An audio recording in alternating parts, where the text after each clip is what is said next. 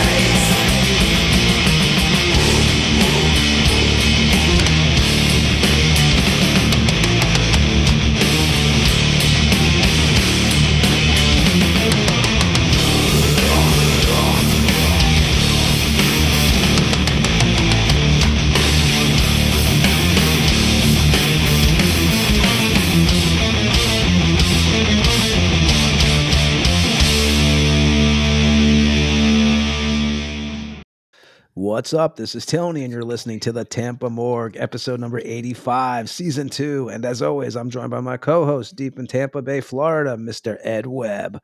What's going on in the Sunshine State, Webb? Mr. Anderson, what's going on, brother? A little rainy today. A little rainy. I don't want to hear it, man. We had last week was spring here in Kaunas, Lithuania, and then some snow. So we've had, and it's like, I think it's maybe 2 out right now. It was -2 this morning. So our spring has lasted for a week, and we got a little taste of winter again. So your rain is mixed with, what's your temperatures over there? You guys in like the 80s or 90s?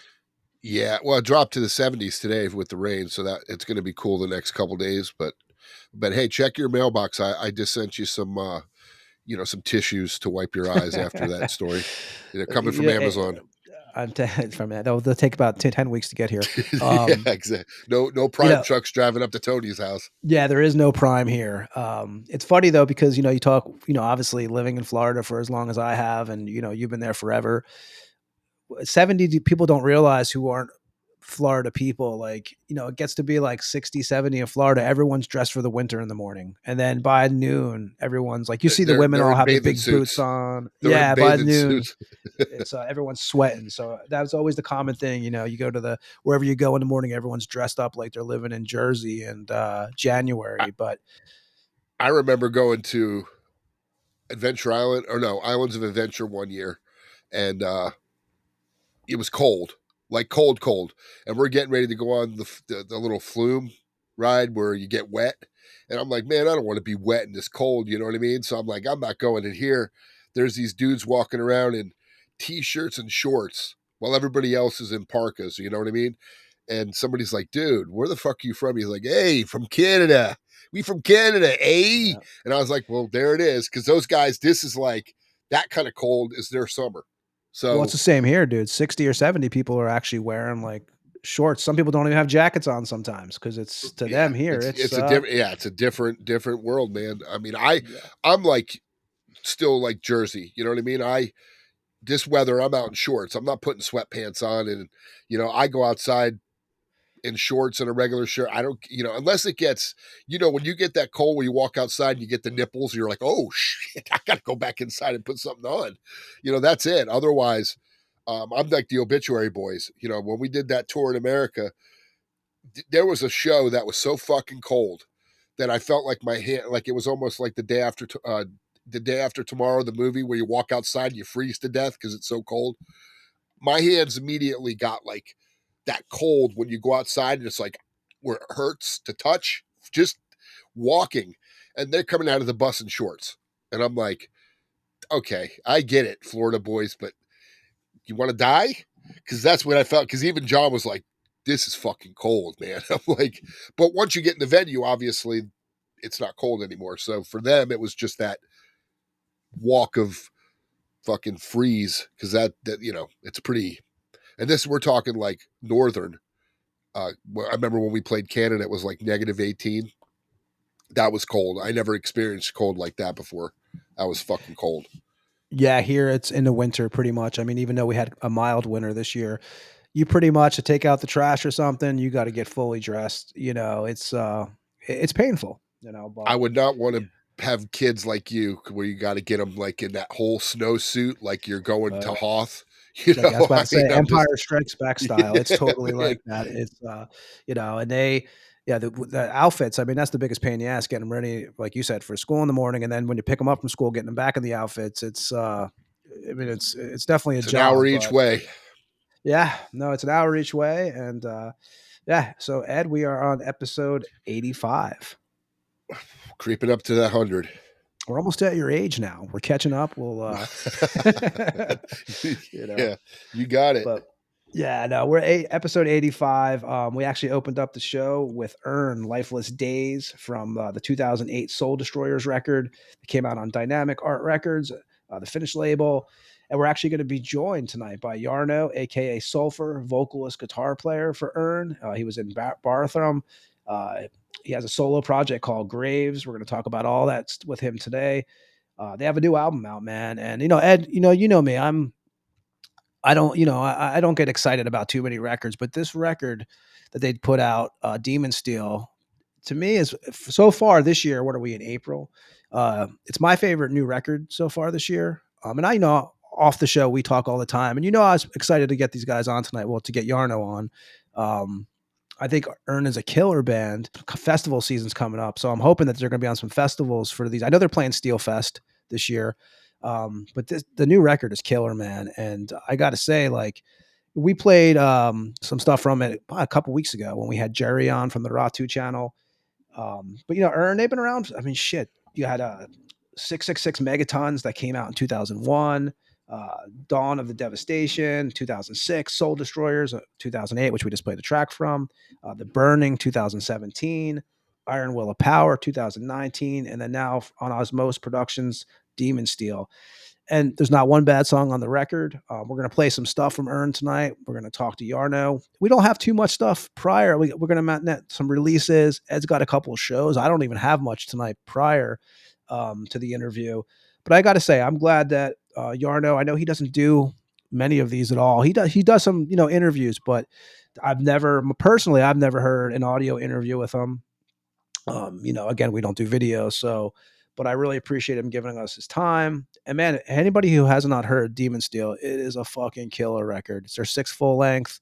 It came out on Osmose. When the first track came out, Burning Blood's Curse, a couple weeks ago, we played it on here, like I said, that that was the first song I heard off the new record, and like, again, there's not one bad track, so definitely looking forward to get them on tonight. Anybody who hasn't checked them out, tonight's your chance. You're going to hear a lot of Urn. You can check out their Instagram page.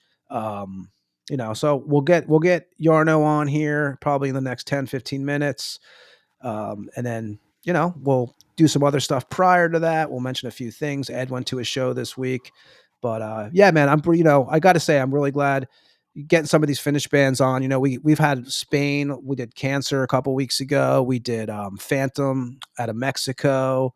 We've been all over the place on the podcast, and it's great. And there's a shit. I mean, there's some great bands out of Finland. Like Sacrilegious Impalement, who's another band I would love to get on here. They've been around since what I want to say 2006. They've put out I want to say 4 records. That would be another band I would love to have on here to talk to. But we've been all over the place, Ed. With Belgium, we got, and I guess before we get to, Ed went to go see Jeff Tate's Operation Mindcrime last week. We're going to talk about that a little bit before we get to the interview and stuff. I will announce we have a couple guests on the way.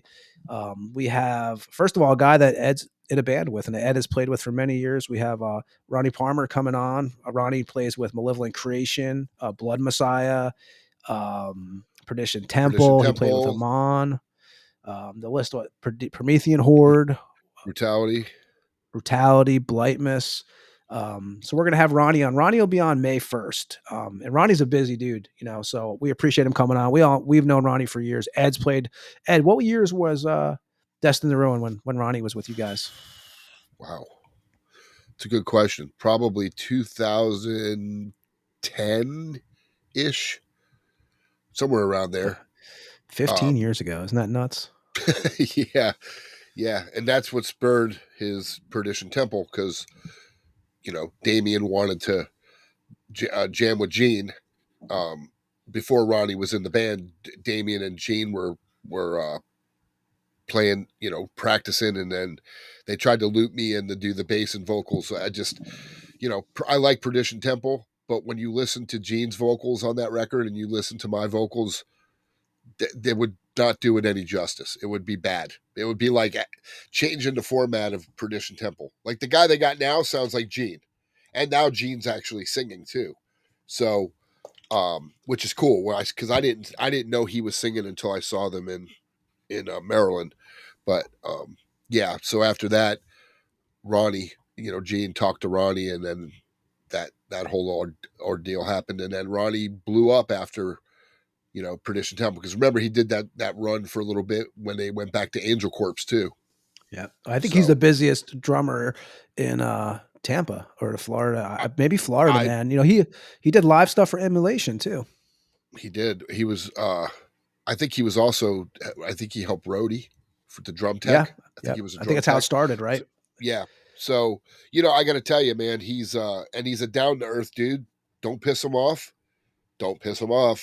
because he does not back down. But I will tell you, he's one of the nicest, easiest guys to work with, and he fucking crushes. I mean, he did some drums for the stuff we got yeah, you know, the cover thing Casket. we did, and the cover.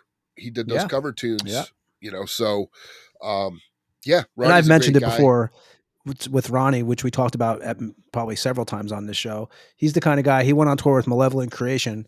I sent him the tracks probably like, you know, right before he left. He said, "Hey man, I'll get these back to you when I get back in town."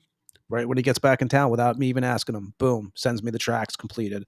So, you know, he's a pro, and we'll have him on here. And Ed's actually in Blood Messiah with him, so there's a lot of stuff to talk about, man. You know, we're gonna so yeah, we'll have Ronnie on. I have John from Slaughter Messiah, Ancient Rites, Burial Ground, Nocturnal, coming on the show on the 20th, I believe. So you know, Slaughter Messiah out of Belgium. We'll be talking to John. And what else do we got? And Sam Williams, right? We're gonna have on Denial Fiend. And he has a new band out now he's going to tell us about. So we got a lot of stuff going on. We're just trying to figure out what days it's going to be on, but this month is pretty much already booked up. You know, so definitely appreciate that. Ed, so let's talk about really fast. I know you went to see Jeff Tate's Operation Mindcrime. How was that? I did. And I thank the Ruth Eckerd Hall peeps for the tickets. You know, we do the giveaways, and we are lucky enough to get tickets to every show that we're giving away. I've been lucky enough to go to, is this my third show? I think so. Yeah. Third or fourth. But yeah, it was at Ruth Eckerd Hall, which I hadn't been there in a long time. And it's actually such a great venue. The only thing that sucks about Ruth Eckerd Hall is the seats are like in a horseshoe. So there's no breaks in the seats. So anytime somebody wants to come in and out, you got to stand up and, yeah, you know I remember what I mean? that. And I can't, that's one of the only things I hate about going to a baseball game or a football game or something when you're in the middle and somebody wants to get in and out, or you're at the side, you know, but other than that, there was not a bad seat in the house that I saw. It was pretty much, aside from the upper area, kind of, we were in the middle-ish, but in the upper area, it was kind of empty. But I mean, you're talking a lot of seats at Ruth Eckerd Hall. Like he would have sold out the Bay Care for sure. So, but I took Bryce, saw my old drummer Angelo there, and I have to tell you, I've seen Queensryche. I saw Queensryche open for Metallica on the And Justice for All tour, and they were killer. The original Queensryche. I've seen Queensryche now with Todd. I have to tell you, this is probably one of the better shows that I've seen in the last few years. And I see a lot of shows, and Jeff Tate sounded like the fucking record. I mean, I don't know how he did it. And I will tell you the backing vocals, because they have 3 guitar players. So it's kind of not Queensryche, because Queensryche has 2. And generally when they're doing double leads, all you hear is the bass in the background. So obviously with the 3rd guitar player, he can hold down the rhythm and it makes it sound heavier. But the leads, the rhythms, Jeff Tate, they had a chick on keyboards, and she did one of the songs with him where they do the duet. It was fucking, it blew me away. I told you the next morning that it blew me away. And Bryce, who had he heard a couple songs I told him to listen to. I saw him during the show going on his Spotify and download them to his playlist, because he's like, holy shit. Like Empire, that fucking song sounded as good, if not better, than the record. I don't know how, man. But Jeff Tate's vocals were fucking perfect, beyond flawless. I was blown away. Yeah, we mentioned Angelo, your old drummer from DTR, and I actually spoke to him too, and he said the exact same thing as you. He said it was awesome. He said, you know, Tate sounded great. And, you know, obviously we know in our area, in the Tampa Bay area, there was several people we know at the show, and pretty much that was the analysis I saw from everybody that was at that venue that night. Yeah. You know me, if it sucks, I'll shit on it. You know what I mean? I have no problem being honest, but like I said, this year, because I saw Cooper, and Cooper was fantastic. But if I had to rate the two shows for like, when I'm not just talking about songs, but like sound quality of a show, I don't know who the sound guy is for Tate, but that guy should get paid double because I'm sure he would everything, agree. everything was like spot on, perfect. Even where they were doing on the record where it pans left and right, and you can tell like on a speaker when it's going left or I mean, it was. I was like, I mean, I remember looking at Angelo going, "What the fuck? Like this is like perfect." I mean, I've never heard anything that great, like really. And I think he was having one thing that I took some video. I'll put it up on the Instagram. But if you look at him on stage, he was interacting with his band. He looked to me like he was having fun. Wasn't spitting And at them because that's how the Queensryche thing ended, right? he didn't have a club and he wasn't smashing them with a whip. No, but he looked like he was having a good time, like he was enjoying himself. And you know, if you enjoy what you do, it just makes it that much better. So yeah, no, great show. Very glad I went. I felt old because there were a lot of people there, like old, because you got to remember, Queensryche was what, late 70s with Queen of the Reich, the Warning.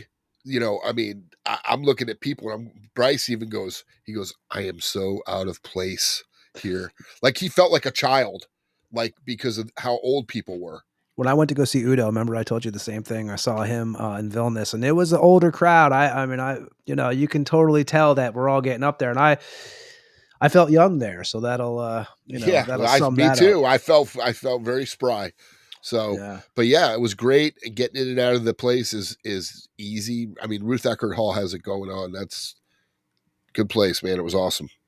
killer, man. So we got that, and we have to give a shout out to Revik from Mordant Red Clawhammer Coven. He was on episode 84.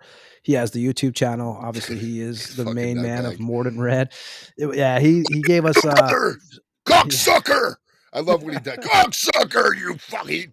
He just so reminds me of a guy that comes out, you know, and Mean Gene Okerlund standing there. Let me tell you something, Mean Gene. I'm going to rip him by piece to piece and shred to shred.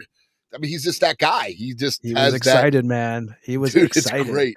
Yeah, Yeah. so we have to give him some, you know, thanks because I saw in his we started getting some feedback from some of his listeners, you know, coming to our channel and checking out our stuff. You know, he gave us some major props and you know, we're gonna do more stuff with him in the future. Anybody who hasn't checked Yeah. out his channel, the Mordant Red His- channel, his band, he had put out a new record that we talked about last week called Eat Pussy for Satan.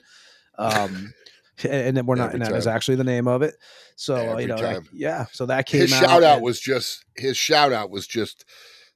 phenomenal. He brought up some eulogy. He brought up when he brought up the eulogy, I about like shit myself because he pulled up the Human Harvest, which that's a song that I wrote with Jarrett. Actually, what's crazy is I was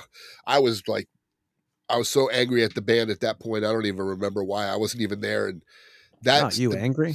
Yeah, some of those riffs were from a band I did with Dave called, you know, it never had a name. I called us Uneat because I called it Disgorge back fucking 40 years ago. And he's like, bro, there's a band called that. And I was like, wait, now today I would get that. You know what I mean? Hey, there's a band called that. There's a band. But back then to pull that name out of somewhere and then be told it was a band, I was like, fuck. And he goes, well, you know, I looked up the definition and we'll just call you Uneat. You know, I was like, Uneat. It's funny. I found the cassette. I have the cassette. It says Uneat on it.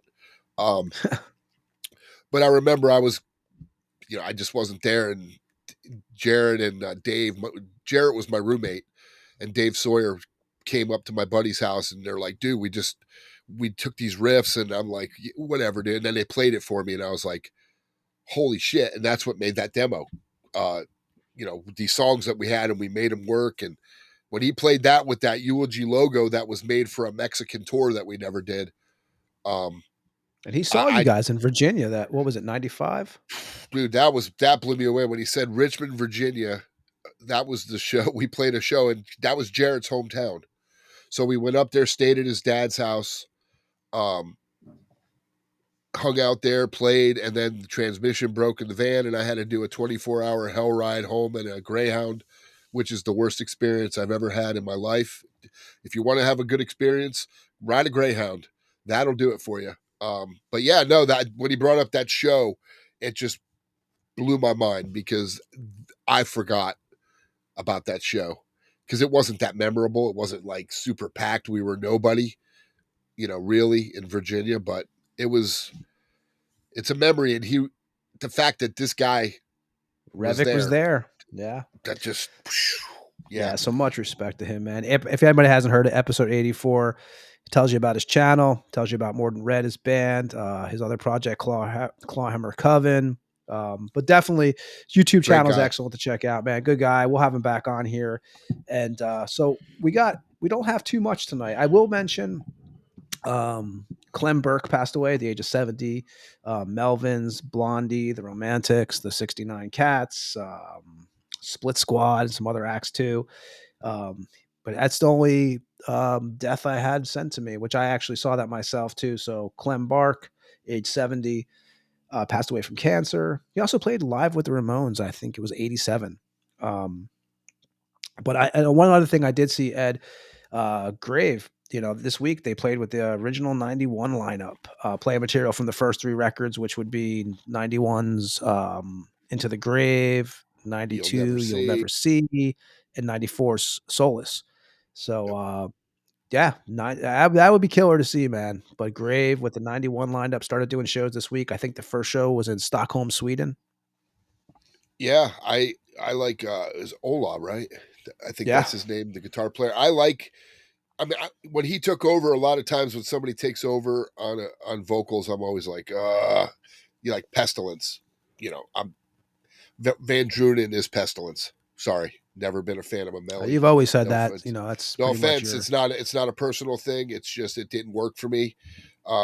Testimony of the Ancients was a great record, but for me, when I hear like Hail of Bullets or when I hear Asphyx, those vocals just sound 100 times better for me because it's a different style. It's like a John Tardy doing Asphyx vocals is, there's only one dude I heard that came close, and that's the dude from Skeletal Earth. Skeletal Remains. And Asphyx still's killer. I just saw them, I don't know, I want to say 3 years ago here in Lithuania, and it was they're still great. Awesome. Yeah, still awesome. Death Hammer is a great record, man. Yes. But the original guy, bass player, singer, I forget his name, man. I know it. I'm just drawing a blank because it's been so many years. It's a different thing. And I saw some video somebody put up of that show, and it sounded like Grave. It just was killer. It's kind of like Unleashed. When you see Unleashed, like I saw them on the cruise, and they sound like Unleashed. Those bands from back then. Just saw Unleashed was it last year? With the Destroyer 666, man, it was a fucking great show. Like Unleashed sounded great. Johnny's great. Yeah, Johnny sounded awesome. Like the Destroyer 666, of course, was amazing. So I'm actually going to go to a show. What is it? I think it's April 25th. Take is playing from Norway here, so I'm going to go to that. I'm going to take the wife. I always drag her along to these things with me. That's all I had. That's the next thing I have planned pretty much. But we don't even have many shows to announce today. I have one I'll announce. And Ed, you said you have 2, I think. I'll announce mine's April 25th. When's yours? Well, go in order, I guess, for once. I don't know about order. Let me see. So if we want to go in order, April 16th at the Orpheum, Nails with Terror, Spirit World, and Pest Control. And I'm pretty sure that's the touring package that's going out with Obituary. On their 35-year Cause of Death run. 35 years. It's crazy. I remember when I bought that fucking record, but the day it came out. I remember getting years. Slowly We Rot. I mean. Well, I remember that too. I'm just saying, like 35 years, that's just amazing. So yeah, they're playing at the Orpheum. And then the other one I have is April 18th at the Brass Mug in Florida, Tortures. And there's another band that I remember right where we practiced at People's Storage, the old People's Storage. they would be down there and you could hear them, and they just were so loud. And Jen's a trip. If you've ever met Jen, she's a fucking trip. She's always been super nice to me, but she's a trip. I remember when Dave was married to her, Dave Vincent, and she was like nailing people's balls to like wood on stage and stuff like that. And she was part of that, what we called the castle in Tampa, where people would go there, and there were certain nights where they would hang from hooks in the middle of the dance floor, and I was just like, I'm out. Yeah. Let's see, what night is that? That's the night we're not going. I couldn't picture you spinning around on hooks.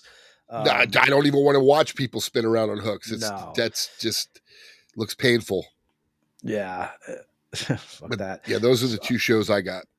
And I got one it's going to be April 25th, and we will have more shows before this, but I will announce it. April 25th, it's a Friday. Vile Productions presents Cardiac Arrest from Chicago, Extinguished from Pompano Beach, Grave Filth from Gainesville, Florida, Vacuous Depths from Tampa, Undercrypt from Deerfield Beach, Florida, Doors at 7, $20 tickets, Brass Mug, 1450, Skipper Road, Tampa, Florida. And I got that. And Ed, I got some releases, and we're going to get Jarno, a.k.a. Sulphur, on here. So you do that. I got a couple of releases. I'll do mine after yours. Yes, here we go. So I was handed, whoever sent them in, I have a bunch of releases. I'm going to split them up into the next 2 weeks because some of them bleed over to next week. So I kind of tried to separate them a little bit. I think we're going to have Dovidus in the next 2 weeks from Crypts of Despair come on here. We did a full episode with him a couple months ago, maybe even a year ago now. He's also in Luctus, Lithuanian black death metal bands. They have a record coming out on the 18th. So we're actually going to wait to really talk about that record until we get him on here. I talked to him today for a while. So I'll start. So, like I said, we got Urn from Finland on today. So we're actually going to start in Finland. A band called Moonfall from Finland, the black doom metal band. Odes to the Ritual Hills is the name of the record. Label Iron Bonehead Productions out of Germany. Band formed in 2008. Put out 2 demos, a split. This will be the band's first full length. Band features Goat Prayer on bass and vocals. He also played with Ceremonial Torture, Goat Throne, Archdemon, and Funeral Gloom. And then you have Black Moon, Necromancer on guitars, plays with Beharit, Funeral Gloom, Witchcraft, and Darkera. If I'm saying that right, that's April 11th. That comes out on Ironbone Productions. That's Moonfall from Finland. Overcast Rain from Latvia. Black metal band, title Black Death, label Brutal Records out of Louisiana. Formed in 2014, Black Death will be the band's third full-length follow-up to the 2022 release, My God Hates Me. That comes out April 11th. Leper Colony out of Germany, death thrash metal band. Those of the Morbid is the name of this record. Comes out on Testimony Records out of Germany. Follow-up to the band's 2023 self-titled album. This has 9 tracks, and this comes out April 11th. Let's see here. Diabolizer, if I'm saying that right. I'm sure I'm not. From Istanbul, Murderous Revelations. I listened to some of it. It's actually a killer band. And their label's out of the UK. Let me see here. Formed in 2012. Follow-up to the band's Calcodonian record from 2021. Murderous Revelations has 8 tracks. It's coming out on vinyl, CD, and cassette, and that's out April 11th. Murderous Revelations is the name of that record. Dormant Ordeal from Poland, death metal band. Tooth and Nail is the name of the record. Willow Tip Records out of Pennsylvania. Formed in 2005. Tooth and Nail is a follow-up to the 2021 full-length The Grand Scheme of Things. That comes out April 18th. And Absorbed from Germany, a death metal band. Tales from the Past. Globe Metal Promotions out of Israel. Formed in 89, Absorbed did. Members past and present of Blackness, Last Sacrament, Sons of Death, and Dry Rot. They've put out a demo in 91, a demo in 92, a split in 93, a full length called Dealing with Pain in 2010, and the EP in 2015. Tales from the Past comes out on April 11th. Malphus out of Switzerland, black metal band. Extinct is the name of the record. Soul Cellar Records out of the Netherlands. Formed in 2014. Follow-up to the band's Flesh, Blood, and Cosmic Storms in 2023. 9 tracks. This comes out April 11th. That's Malphus with the record Extinct. I got 2 more, Ed, and then we will hop to you, and then we're going to get Jarno on from Urn. Fabulous Disaster out of Germany. thrash metal band. Crucify This is the name of the record. Label MDD Records out of Germany. Fabulous Disaster formed in 2010, put out 4 demos. This will be the band's 3rd full length. Follow up to 2018's Off With Their Heads. That comes out April 17th.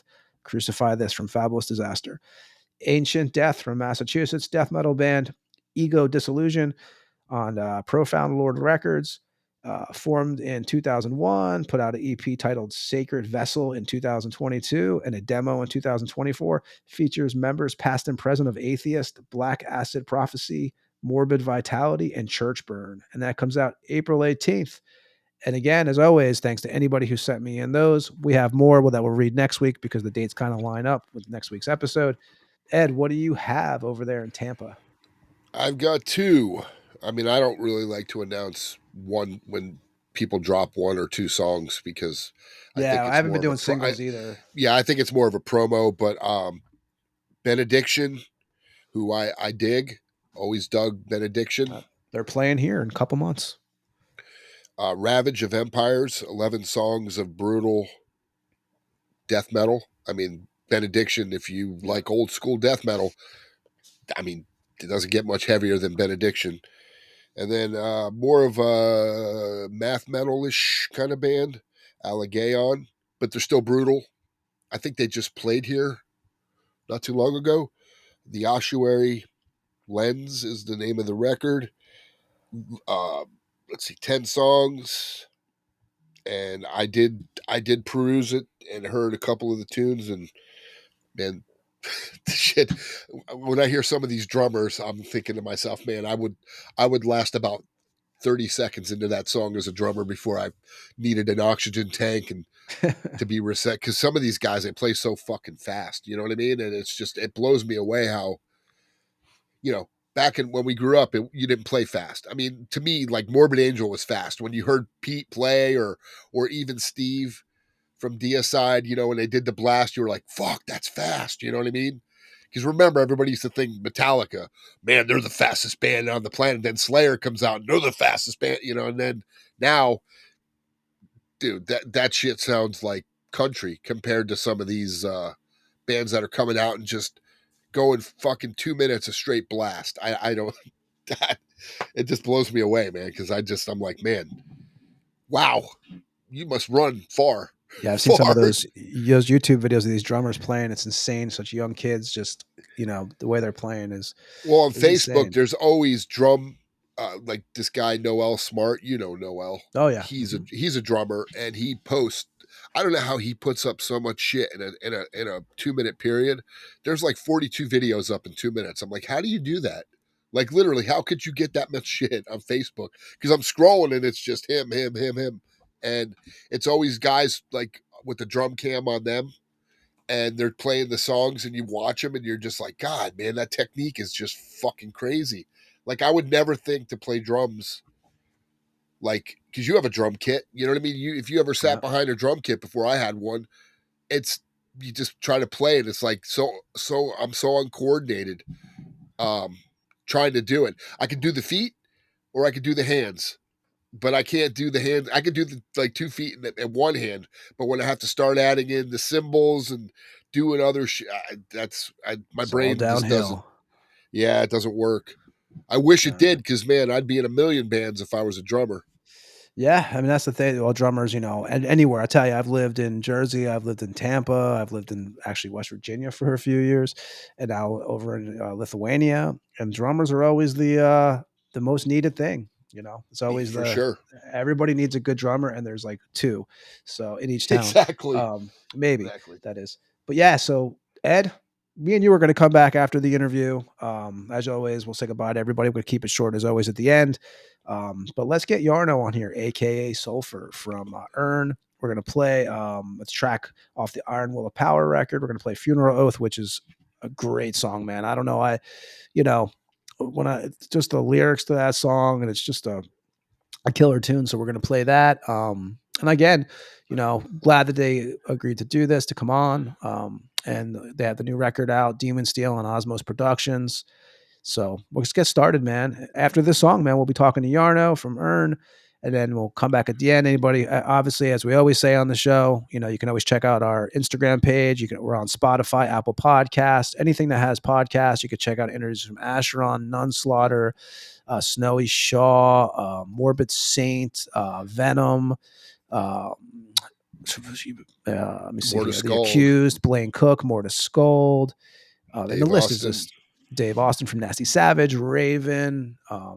Just tons. It was the 85th episode, and most of them are interviews, and they're, in-depth interviews. Definitely not for the people who have an attention span of 5 seconds. But if you like documentary style stuff, definitely check out those episodes. You won't be disappointed. Bloody Mess we had on, who played with Gigi Allen, and it's a crazy pack a lunch if you want to watch or listen to the one from Mantis. Mantis from Venom. King Fally also is another one that's a whole pack another lunch. Great episodes, but not definitely make sure you got some time or you're traveling to check those out. But we'll get Jarno on here. This is Urn with Funeral Oath off the 2019 record that came out on Season of Mist. Off the name of the record was Iron Will of Power, and we'll be back on the Tampa Morgue with Jarno, aka Sulphur, after this track from Urn.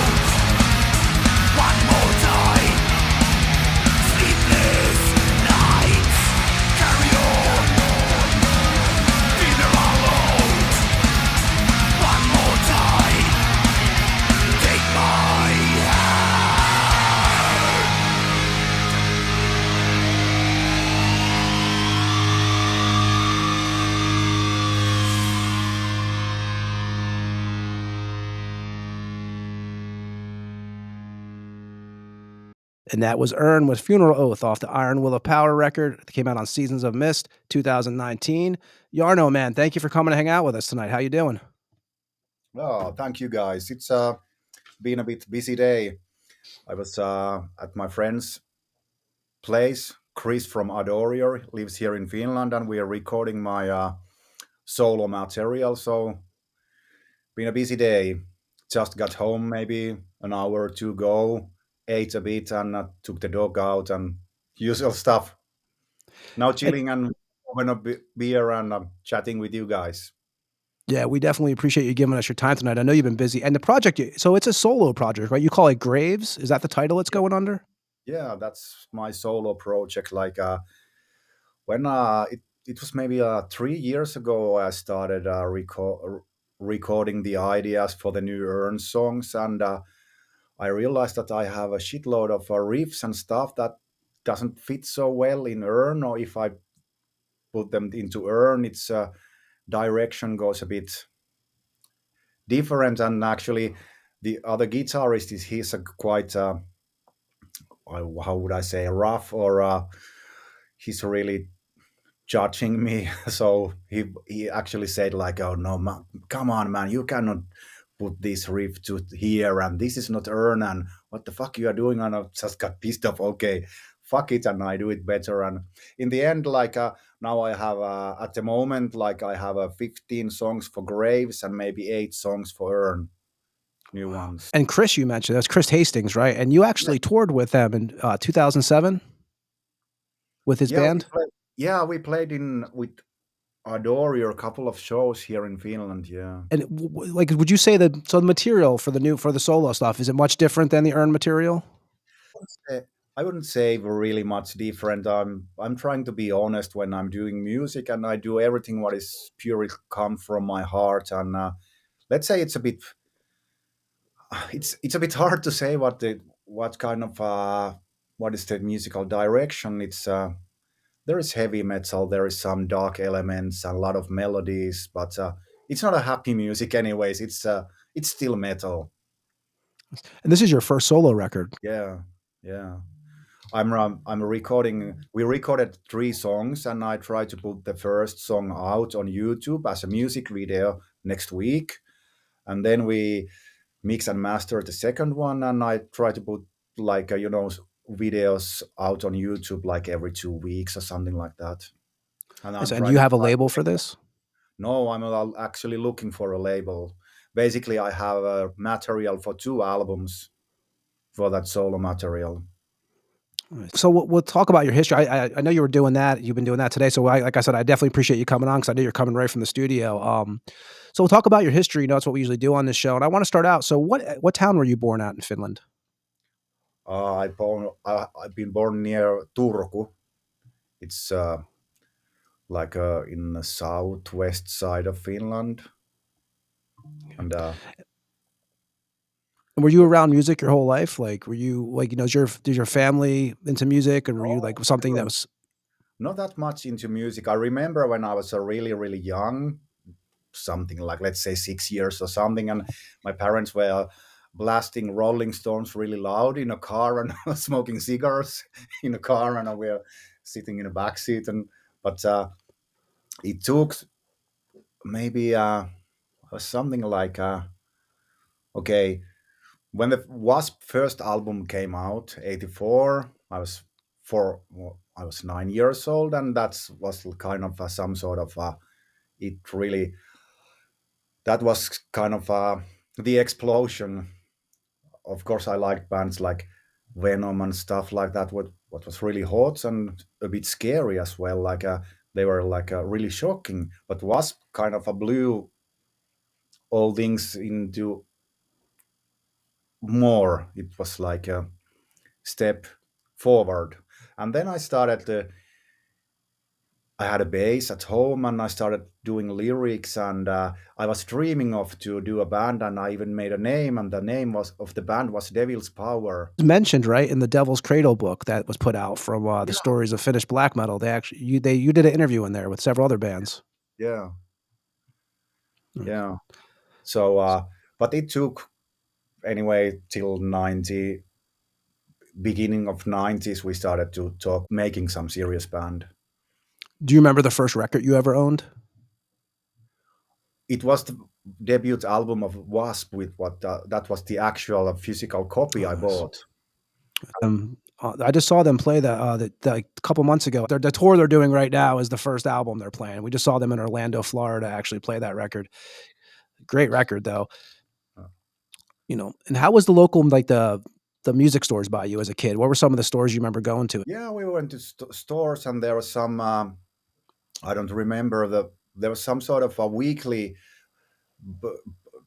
program in TV that they were showing all the new bands, what is coming, but it was like rock music, whatever, pop music. There was heavy metal, whatever. So there were always something a bit harder in music, and that was some sort of a gateway back then when we were younger. And also there were some magazines which was full of bands, and of course that was really shocking, seeing Venom on the cover, and there was reading like we drink the vomit of the priests, and I was like, what the fuck, how someone can be so evil, drinking vomit of the priests? That's disgusting and evil.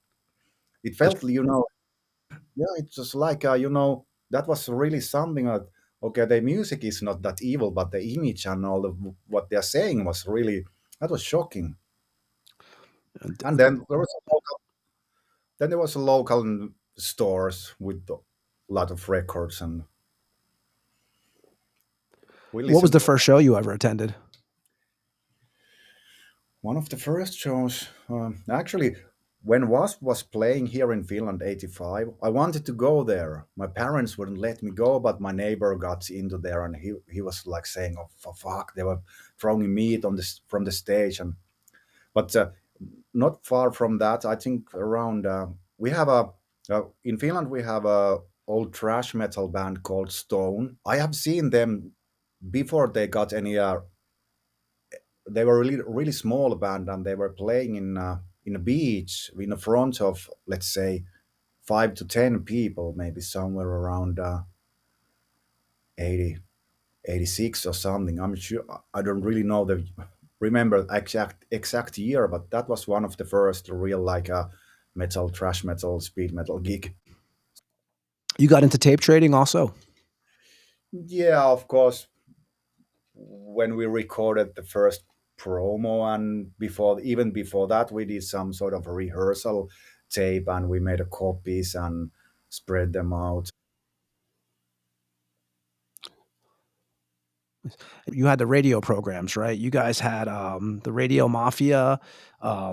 Was that a big thing for you guys? Because I've read some articles where people were saying like a lot of the younger guys were like recording which we did up in the States too. We actually had some metal shows that we would listen to. We record them on blank tapes, for later on and stuff like that. What were your memories of this time period? Because you guys had Klaus Flaming, was his name? Yeah, it was Klaus Flaming. He started maybe late 90s, that one, the program. But before, actually, there was even in the 80s, we had I don't remember the name of the program, but it was a weekly program. And yes, I was on the front of the radio, and I had a blank tape there as well, and put the record on all the time when they started a song, and oh fuck, this is bad, let's rewind. And but yeah, that was some sort of channel before I started tape trading or serious bands. Like in the very beginning, there was a TV program, and then came the radio. Then started, of course, this Metal Elite or Metal Union. Underground bands you started getting into? Oh, of course, the usual X-Barathrum, Impaled Nazarene. I was a bit into also some hard rock kind of Finnish bands, and we had a Oz and Hanoi Rocks or something like that. The winter '93 is when basically you guys start considering putting the band together, or is it '94? Yeah, 93, 94 something. Where did you meet? I'm hoping I'm not going to say the name wrong, but so it's you and the drummer Pima. Pima, yeah. Yeah. So where did you guys wind up meeting at?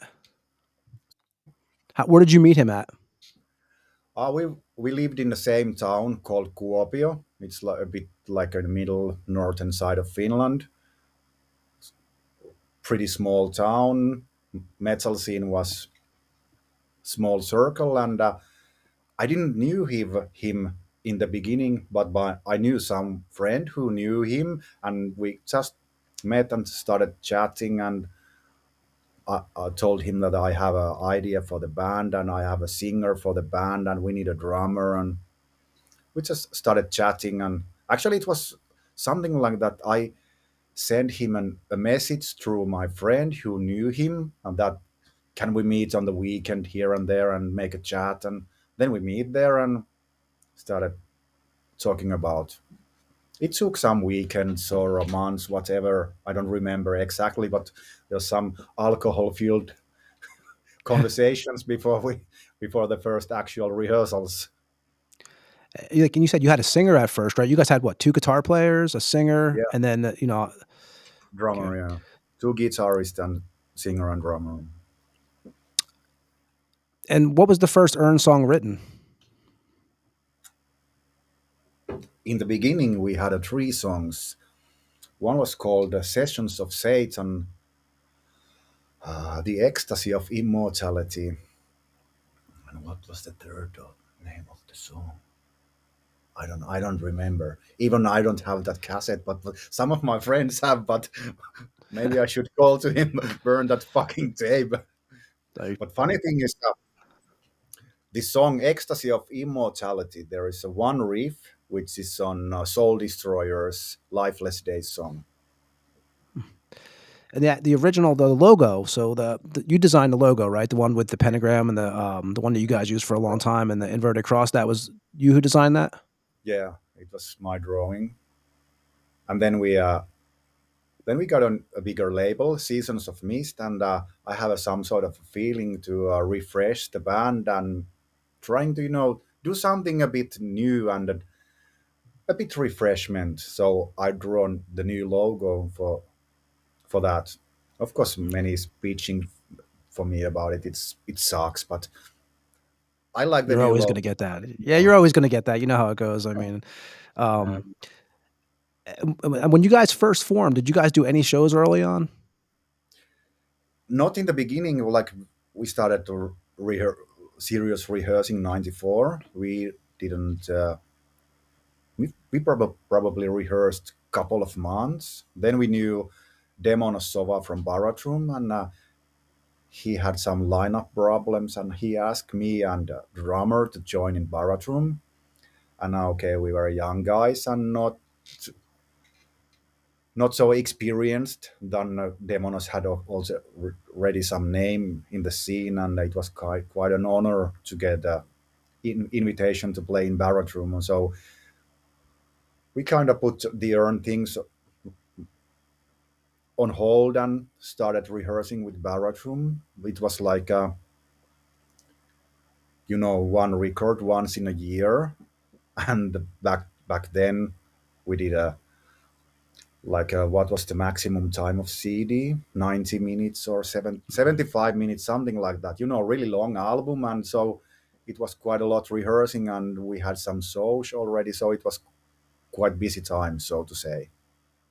And were you familiar with the Barathrum demos? Because at that time period? No, I didn't. At that time, I didn't play the Hailstorm. The debut album was the first one I was involved. And did you have, and you, so did, when you were with them, because that was what, 95, correct? Were you writing material with them too, or did you write any of the material for the 95 record? No, basically it was all the singers, the bass players' creations. He just made the songs at home and brought it into rehearsals, and we might make some do something small, or but usually even if we're complaining like this doesn't work really well, should we play with the different? He said no, this is the song, and we play it like this. So it was quite a tyranny kind of thing. Now that was But was it that was, your first time in a studio? yeah, actually, yeah, that was the first time in a studio. And was that your first? So when was your first show with them? Your first live show? We played in a town called Seinäjoki, maybe 95 or something like that. That you've ever done? That was the first show you ever played? Yeah, kind of a, yeah, like an official, yeah, show. We had a quite nice memories. Also, we had a some sort of a small festival called Raven Realm. It was it started from 95, something like that. Probably one of the first gigs as well. We traveled like it was quite far, like let's say 500 kilometers or something like that. We got there. It was a town called Salo. There was a singer of Azazel, well, actually drummer at that time. They were completely drunk, and there was a guys from Tromdar, the death metal band. They were completely drunk, and the guitarist just he had a nice Gibson Explorer guitar, and he took it and smashed it on the walls and completely broke down the backstage. And the police came there, and there was some sort of riots or some problems, and we were escorted by the police to the stage to play. And when we went to the stage, there was Christian believers praying for us. Oh yeah, Usual stuff at 90s. yeah. Back then, that was definitely they would the picketers and stuff. What do you remember about your first time in the studio? Were you kind of overwhelmed, or was it? Do you have any memories of that recording with I Barathrum? was quite nervous, and of course have some. When you put the record on, you completely fuck up everything. But when you don't have any experience and you get nervous, it goes quite fucked up. But back then, we had a couple of options about the studio in Finland, and we used some sort of. It was related to a youth center, and it was basically available for foreign people or the other ones only for the weekends. So we booked the studio usually always from Friday to Sunday. So it was sleepless nights, and everything must be ready in 72 hours. I know he joined in 2017, Urn, but you actually met Accelerator during that period with Barathrum. Didn't they played a show with you? Yeah, I think I met him first time in that Raven Realm 95, and Accelerator has been also in many bands we have met through the years many times. Actually, we didn't spoke that much back in the days. I really remember before we recorded The Burning. I think was it something around that time, and I saw Accelerator on the. We had a new festival. I think that actually Destroyer 666 was on the bill. It was in Tampere. What was the name of the? It was only one time in cup back then, and but anyway, I said so Accelerator there, and I said, for fuck's sake, I've been trying to do some solo projects, and things go fucked up totally. You want to join to Urn, and we start play together? And he was like, "Yeah, for fuck yeah." So he's really talented. I would say like Aleksi Laiho, the guitarist of Children of Bodom, he's really good, but Aki is nearly the same. He is absolutely one of the best guitarists in Finland. And Aki, I will not to jump ahead too much, but I know like on the later album, he was a big part of the writing with you at first, right? When he first joined the band. Yeah, he was quite hot to be in Urn, and he probably sent me like one or two songs in a week. But let's say we have a bit different. We all have our own style to make the songs, and Aki is he's really experienced in many styles like thrash metal, death metal, black metal stuff, and he tried to make some combinations and looking a bit the direction what kind of a songs he would like to do for Urn, and I still have on computer probably 10 songs what he have been sending me through years, and we have quite a lot material, but it takes a bit time to get things on the rail and how it should work out well. With Barathrum, when did you decide to leave the band? Because I know the three of you left. You and Furnace. and Pima left the band, right? And what was the reason that you decided to leave? Let's say we were touring in Europe with Sabbath and Countess 97, and we got back to Finland, and let's say that that tour show real nature of some people, and we didn't get along very well anymore. But let's say we were young, and some of us has some sort of drive to show that you are actually more than what you are, and a big egoistic things and stuff like that could be involved in those situations, what leads us to leave the band. But no hard feelings. When you guys bring back Urn, and did you guys do in '94? Did you guys do a rehearsal tape that you guys sent out a little bit to the zines and stuff? Yeah, we did a rehearsal tape and made some copies and spread it to friends, and starting to get some tape trading and doing stuff, that kind of stuff. But the first real recording was 97. The promo '97, the cassette you guys did, and you guys recorded that at like I said, you can I apologize to anybody if I'm screwing up some names here, but you guys did that at Perkele Studios in Helsinki. It was the studio in Kuopio. That was the studio about talking about this youth center that has this studio to what everyone could rent for the weekend. And It was publicly owned, like a Sorry? public owned place. Was it a public owned studio? yeah, it was public owned, and there was the equipments and all things, but of course the sound engineer or the one who knows how to handle all the stuff didn't include it. But there was one guy who was, I think he was working, or was he doing some sort of a civil service for the public. Was that Sammy Jemison? Yeah, yeah. So he was engineering the stuff for Barathrum and Urn as well. So you guys recorded a '97 promo demo. You guys did 4 tracks.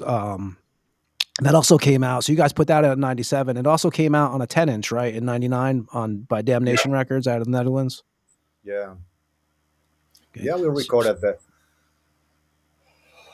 I think I made something like 200 copies of the cassette and spread it out, and we got sent it out to the labels, and we got a letter from Damnation Records, and of course we were new band, young guys, and got a record deal, and we were happy.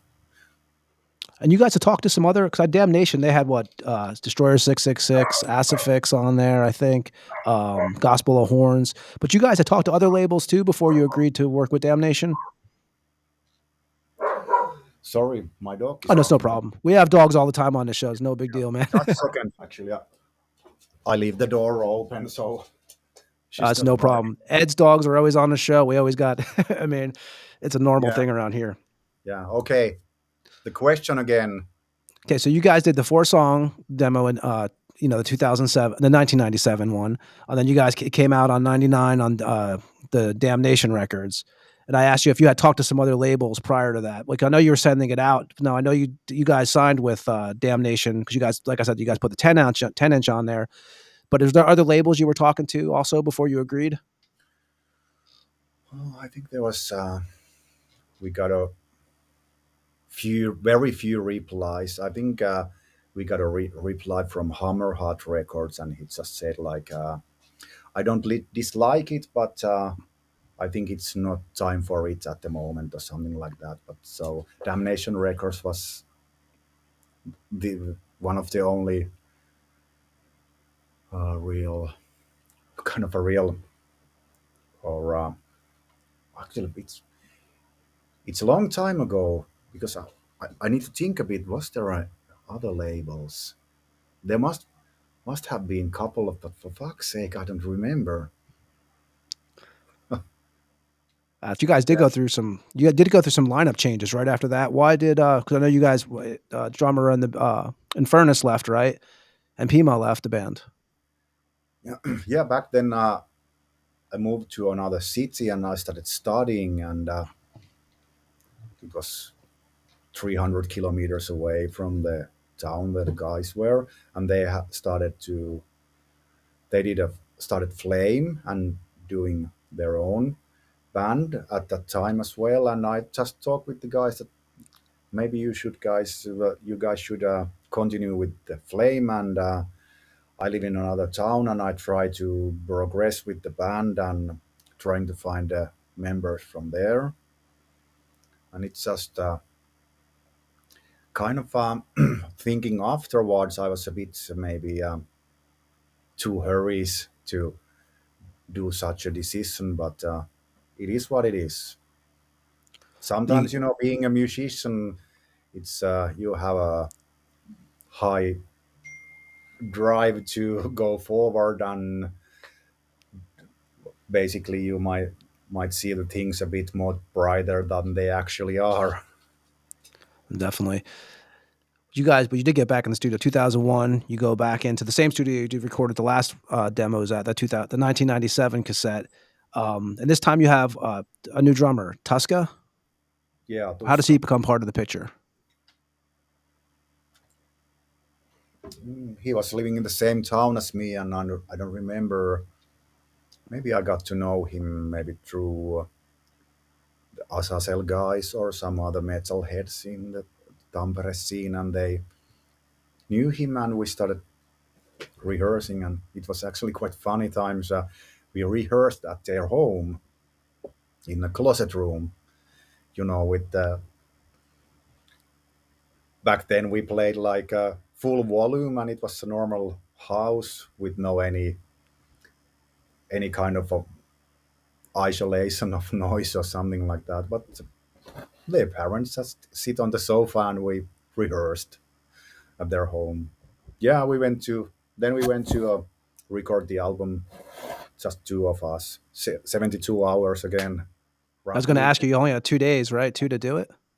Yeah, we started on Friday and we ended up somewhere Sunday. I don't remember was it the day or night. So, but before Monday morning, everything was ready.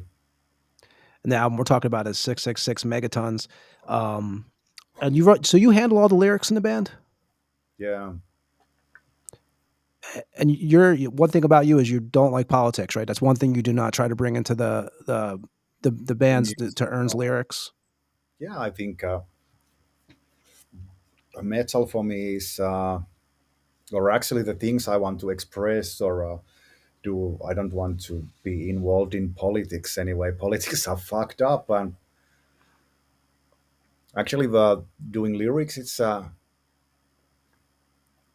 I try to progress on that all the time. I wouldn't say back in the days was it so serious lyrics or whatever. At least when there's something evil, Satan, black words, and that's it. But in these days, there must be some sort of a bigger meaning with the lyrics. When do you get into the occult and stuff, Satanism? When do you start finding interest in that? Maybe when when you read Venom interview in the magazines in the early 80s, it's something like really shocking, and we started to do some spiritism stuff and trying to get a connection with the devil, because it was so it was really interesting that some people are like Venom guys where they had a real contact with the devil, and it was fascinating, and we try to do the same. And and when you personally too, so you're obviously, those who don't know, obviously you're from Finland. Your winters, I mean, I've like, now that I'm over in the Baltics, I kind of experienced the winters now, even though this year we didn't have much of a winter. I don't know about you, but like our winter this year was like not as cold as usual, obviously the weather changing and everything. But I know over here in Lithuania, we've had much colder winters than this year, but you're really into nature too. Or I read that you're into hunting and stuff. yeah, I'm doing that quite a lot. Yeah, usually when I have a free time, I in the summer I go for fishing. I have 80 meters to the lake, and the other times I go for a hunt. But yeah, speaking about the winter, we had a bad winter as well this year. Like now all the lakes actually melt, got open yesterday.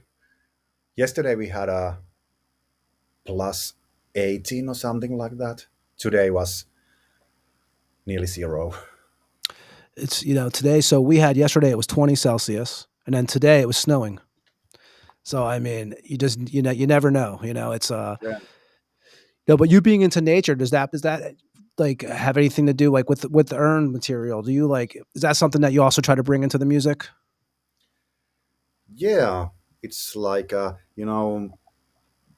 have had some really stressy times at work and all this band related stuff. And nature is complete opposite for me. I don't have to think. I'm just there and trying to be with the nature and don't think that much. And it's some sort of progress. But I guess you have some more questions about how we are today and how things go. So I can maybe explain a bit more about that Oh. in a few questions. With the 666 megatons record, you guys did do. So you guys did. Was that the year you toured with? You toured with Destroyer 666, Unpure, Carpathian Forest, Yeah. and I had heard. So when you guys did, was that your first time touring for you?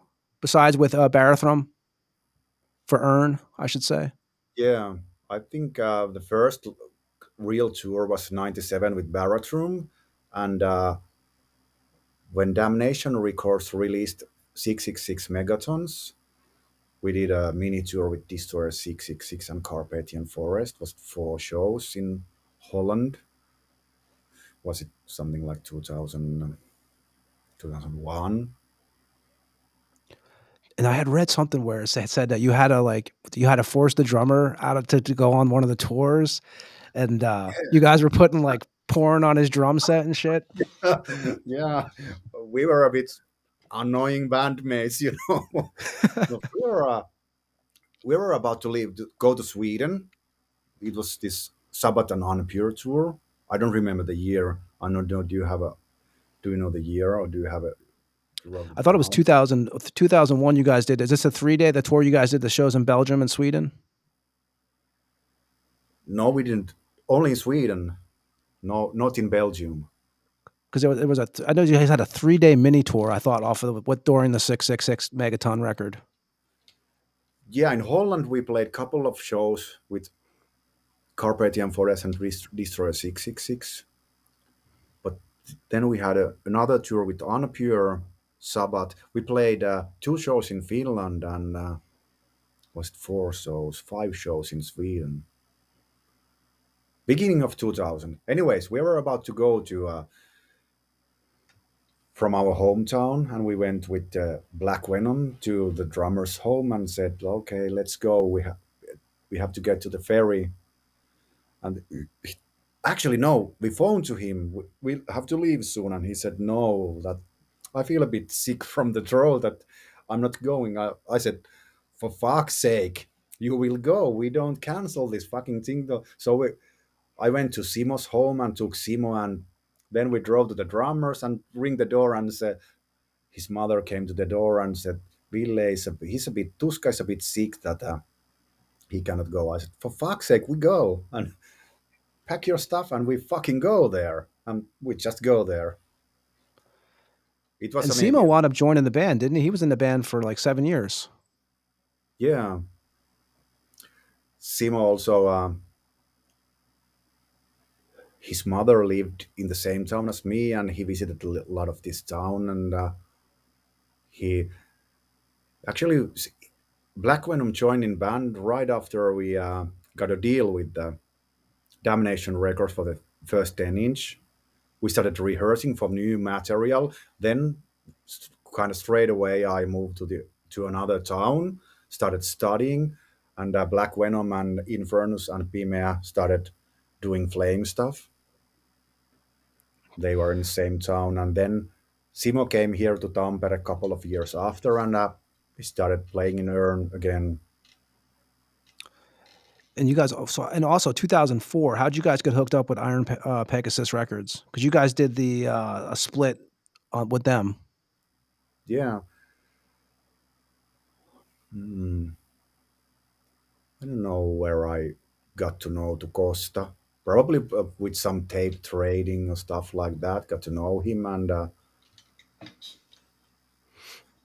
did he offer some sort of a record, a split, or did I ask from him? Is he interested? Something like that happened. You guys put out the split, the Nameless Wrath and the Morbid Death, with Decayed, and from Portugal, and that actually got re-released, right? You guys re-released that in 2025, actually, on Osmosis. Was that this? You guys did a compilation this year. That material is on there, isn't it? Yeah, From that split. yeah. It was January, the official release month of this Morbid Death. There is a couple of. We did a promo tape in 2005, 2 songs, and we have another studio session around that time when we have a Black Venom playing in the band and a new drummer. We're just gathering up some songs, trying to find a record deal or doing some compilation stuff, and they were never released before, so I think it was good spot for those. Yeah, we're going to play one of those songs actually in a second here. We're going to play Possessed by Satan in a minute. That was off the 2000. Possessed by Satan. Which one you are going to play? The one from Morbid Death or the original track from Dawn of the Devastation? It's from the 2005 promo tape. Oh, yeah. That's way more better version than the actual version on the album. I hate the sound of the Dawn of the Devastation. Well, is it hard for you when you go back and because you guys have obviously, we're going to talk about the new record, and when you guys have progressed, obviously through the years, the sound changes a lot. Is it hard for you to go back and listen to, or me as someone who appreciates the old records, I don't hear it. I like it. I'm always like, but for you as the guy who creates it, and I understand this totally, is it hard for you to listen to some of the old material because you think to yourself, well, I wish we could do this, and I wish we could re-record this? Yes. Especially 666 megatons is like that. Actually, we were rehearsing yesterday and we spoke about if we ever have a chance and some money, we will re-record 666 megatons now and see what we can bring to the songs. It was made so fast. There is like 4 guitars, but they are everything playing. Every guitar is playing the same. So, there is a lot of space to do something. It's basically there's only rhythm guitars. All the leads are missing and stuff like that. So it was made a bit in a rush, so to say. Well, on this one, so we're talking about the promo 2005 right now. Is this the first time you guys went to a different studio for Urn? Because you guys did it at INRI Studios? 666 Megatons was recorded in Studio Perkele, the same that first 3 Barathrum albums and the Urn first promo. But the promo 2005 was different, right? You guys recorded in a different studio there? And even Dawn of the Devastation is recorded in a different location, but the sound engineer is the same as on the 666 Megatons, this Sami Jämseen. Okay. We're going to play Possessed by Satan off the 2005 promo tape from Urn, and we'll be right back in a minute. With Sulphur, and we'll talk some more Urn, man. We'll be back in a minute on the Tampa Morgue. This is Possessed by Satan from Urn.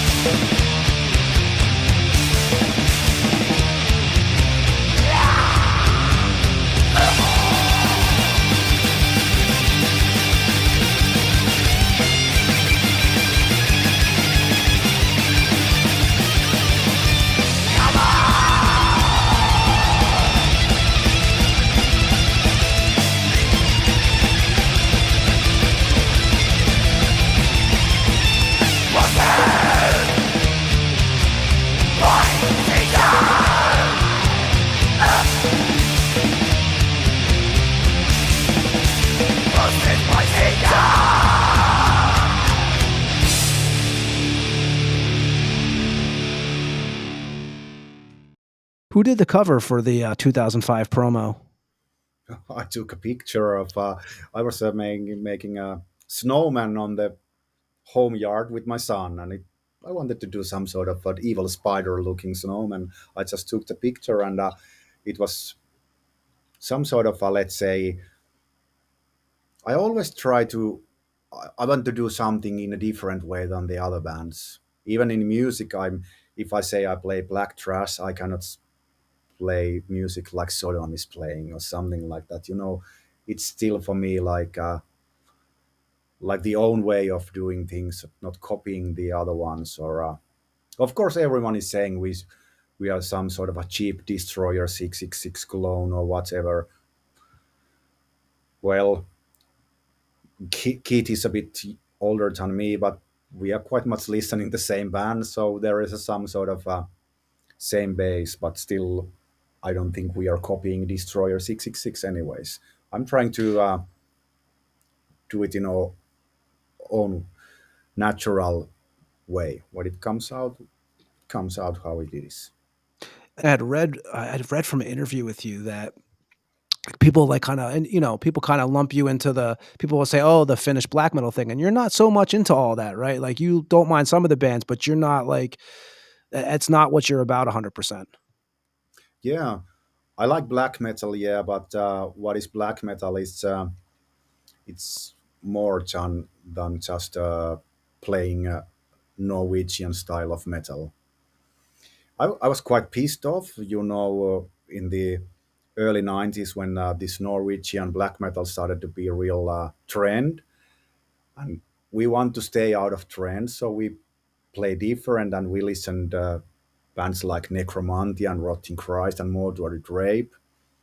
They sounded more original than the bands coming from Scandinavia. But back then I wasn't really fan of all those stuff. Of Mayhem is the one of that I always like. But in these days I'm just giving a bit more possibilities to the old bands and start listening them a bit more. Now they makes a bit more sense, but back then it was like it was too much. Everyone was listening Immortal and Marduk, and so for me it was like where is the originality? Somehow it wasn't something. I used to like Impale Nazarene and Beherit and Archgoat and stuff like that.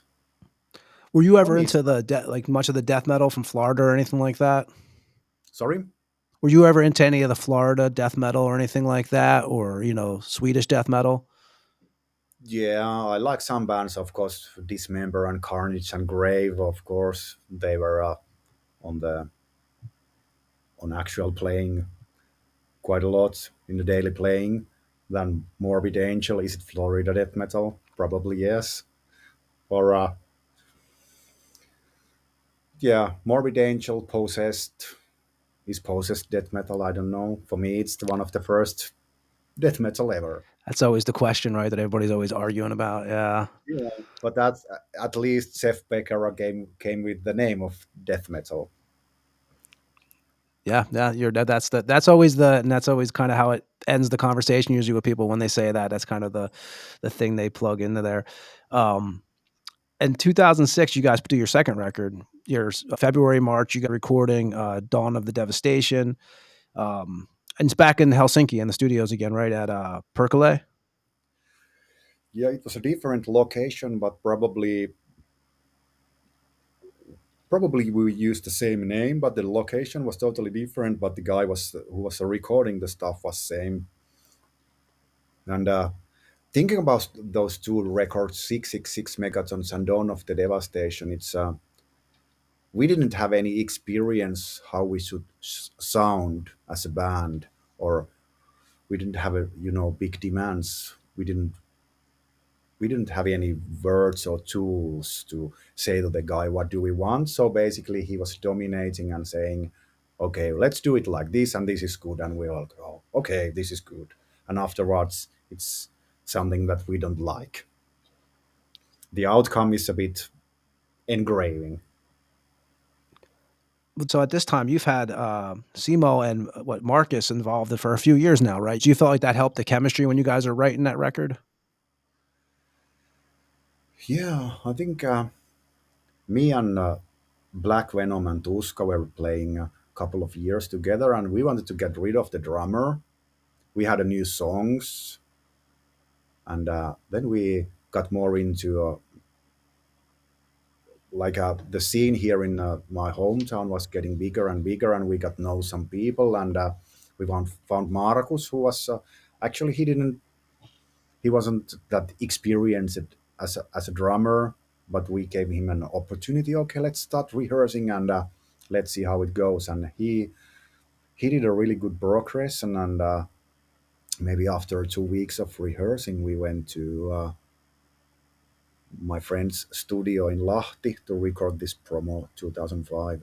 Actually, the studio guy is playing drums in Sacrilegious Impalement and Goat Sodomy, right? Yeah. One thing I noticed is you guys kind of jumped different labels. For early on, you guys are switching labels a lot, right? So on this one, you're working with No Signs of Life, and they actually did some reissues for you guys too, right? Yeah. How do you get involved with No Signs of Life? Yeah, they were living in the same town as I, in Tampere, so they were kind of friends, and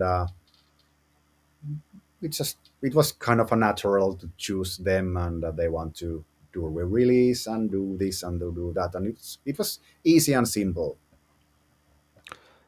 We talked about the artwork on the promo, the 2005, and it kind of bleeds over to this one, right? Because it's kind of got is there a name for the character you used on that cover? Did you guys have like a nickname you guys used to call him between the band guys or anything like that? The spider, snowman guy? Yeah, it came from there's a link to the Sadistic Execution lyrics, or was it some sort of song? No, I think it was from Sadistic Execution lyrics, so it's called Archon the Grave Robber. Okay. So back then, we're talking 2006 here with the Dawn of Devastation. What are you playing back then? Like, are you guys gear guys? Are you a gear guy personally? Do you care about much about the instruments, like what kind of guitars you use or bass? Because you're also recording the bass for most of these releases. Give me the question again. I didn't get it maybe So right. are you like, I guess they call them, what do they call them, Ed, in the States? Gearheads? People who are Yeah, like obsessed people with their who, gear? yeah, like me. Okay. Yeah, Yeah. yeah. Are you a gear guy, or didn't back then it's not something that really concerned you? Of course, we are looking at a lot of what is hot on Thomann website, new instruments and stuff like that, and the like brands of like BC Rich was quite rare in Finland. Even in the late 90s, they started to coming up, and of course, nice guitar is always a nice guitar, and a nice bass is always a nice bass. And personally, I like instruments. I still have quite a few here at home as well. But I never liked like as a bass guitar. If we are speaking about bass guitars, like normal bassy rigs, it's completely neck heavy bass guitar. I always hate when you are putting hands like this and you drop your neck nearly to the floor, and there must be balance when you take your hands off from the instrument. So that's the one thing that I want to have an handmade bass guitar, and it's a Rickenbacker scale, so it's a bit shorter. You don't have to extend your hands so fucking far, and it feels more like a guitar. So Rickenbacker scale, which is a bit shorter than a normal scale, that fits for me. I tried in the past. I tried to play with the Epiphone was made did Epiphone did short scale basses somewhere around 2007. They did some sort of reissue of this Flying V bass guitar, and in these days it's fucking hard to find. But seems to be with every special model that what is Saxon or what other any other brands, they do some sort of nice instrument, and it's that. And when it's gone. There is no reissues. Um, was it always like, so I know you, like I said, you're playing the bass on a lot of these releases. Was that something you wanted to do early, or just easier for you to do it? Yeah, it's easier. Yeah, at home I only play guitar, but in the beginning I was only playing. I was playing guitar and singing or shouting, whatever it's called.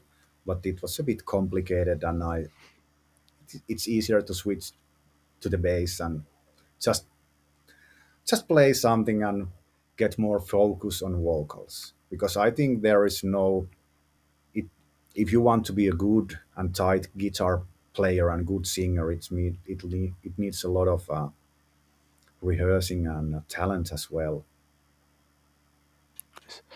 So 2007, you guys start doing.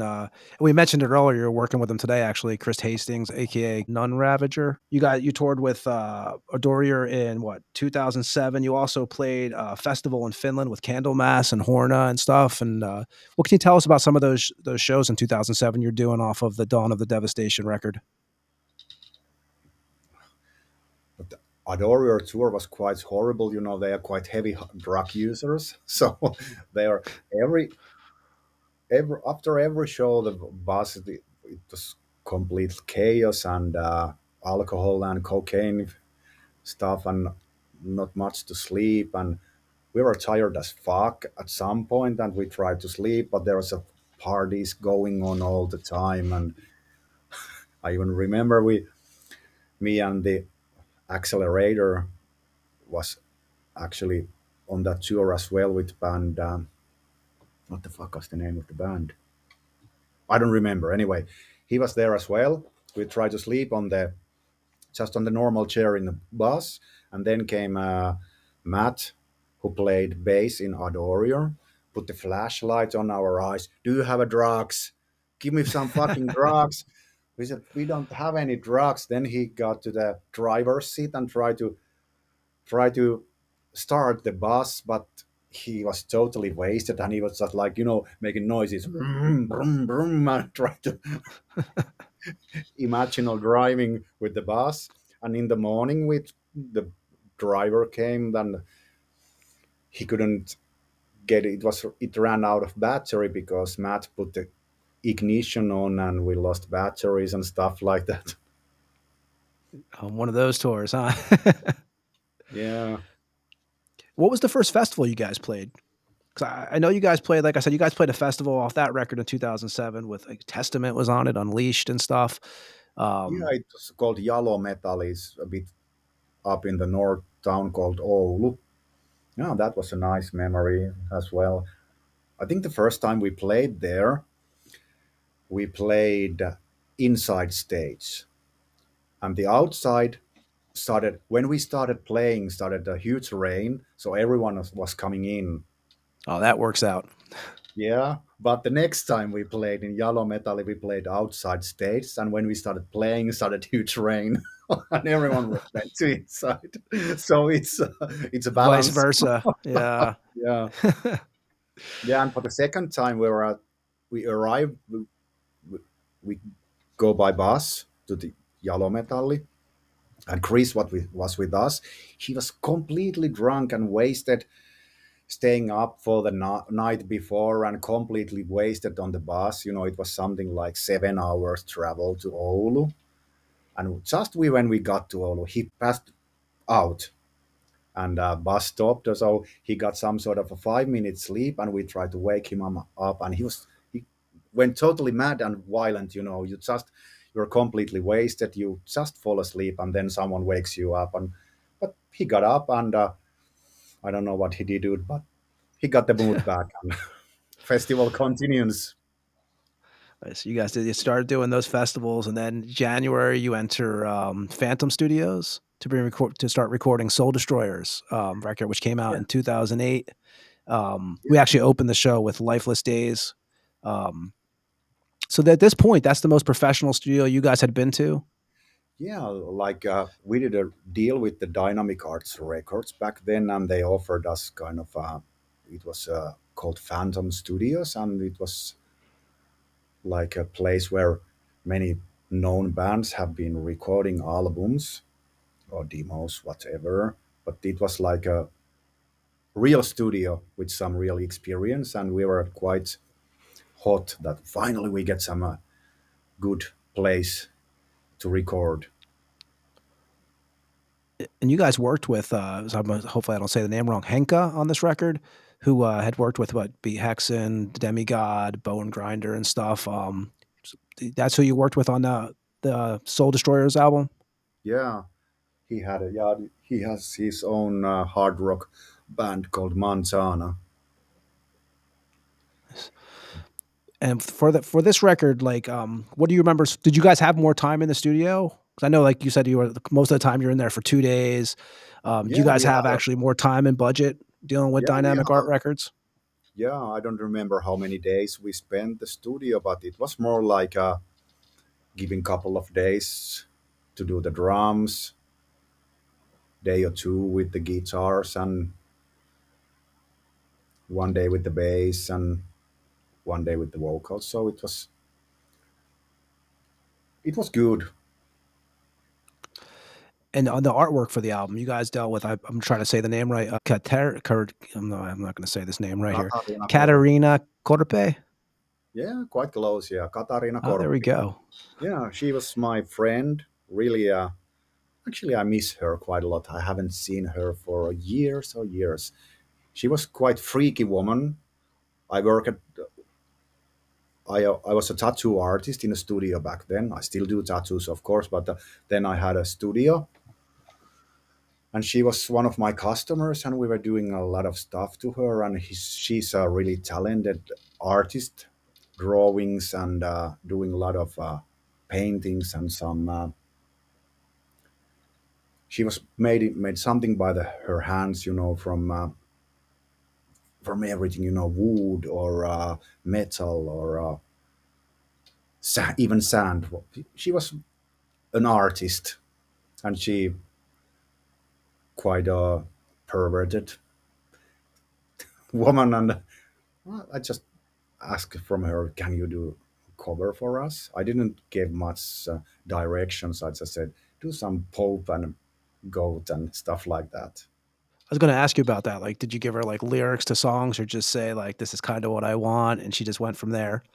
No, it's just like I gave her a free hands, and we want Pope and devils or goats, something like that. And so basically, if you look the cock of this goat, it's you can easily see it's made by woman.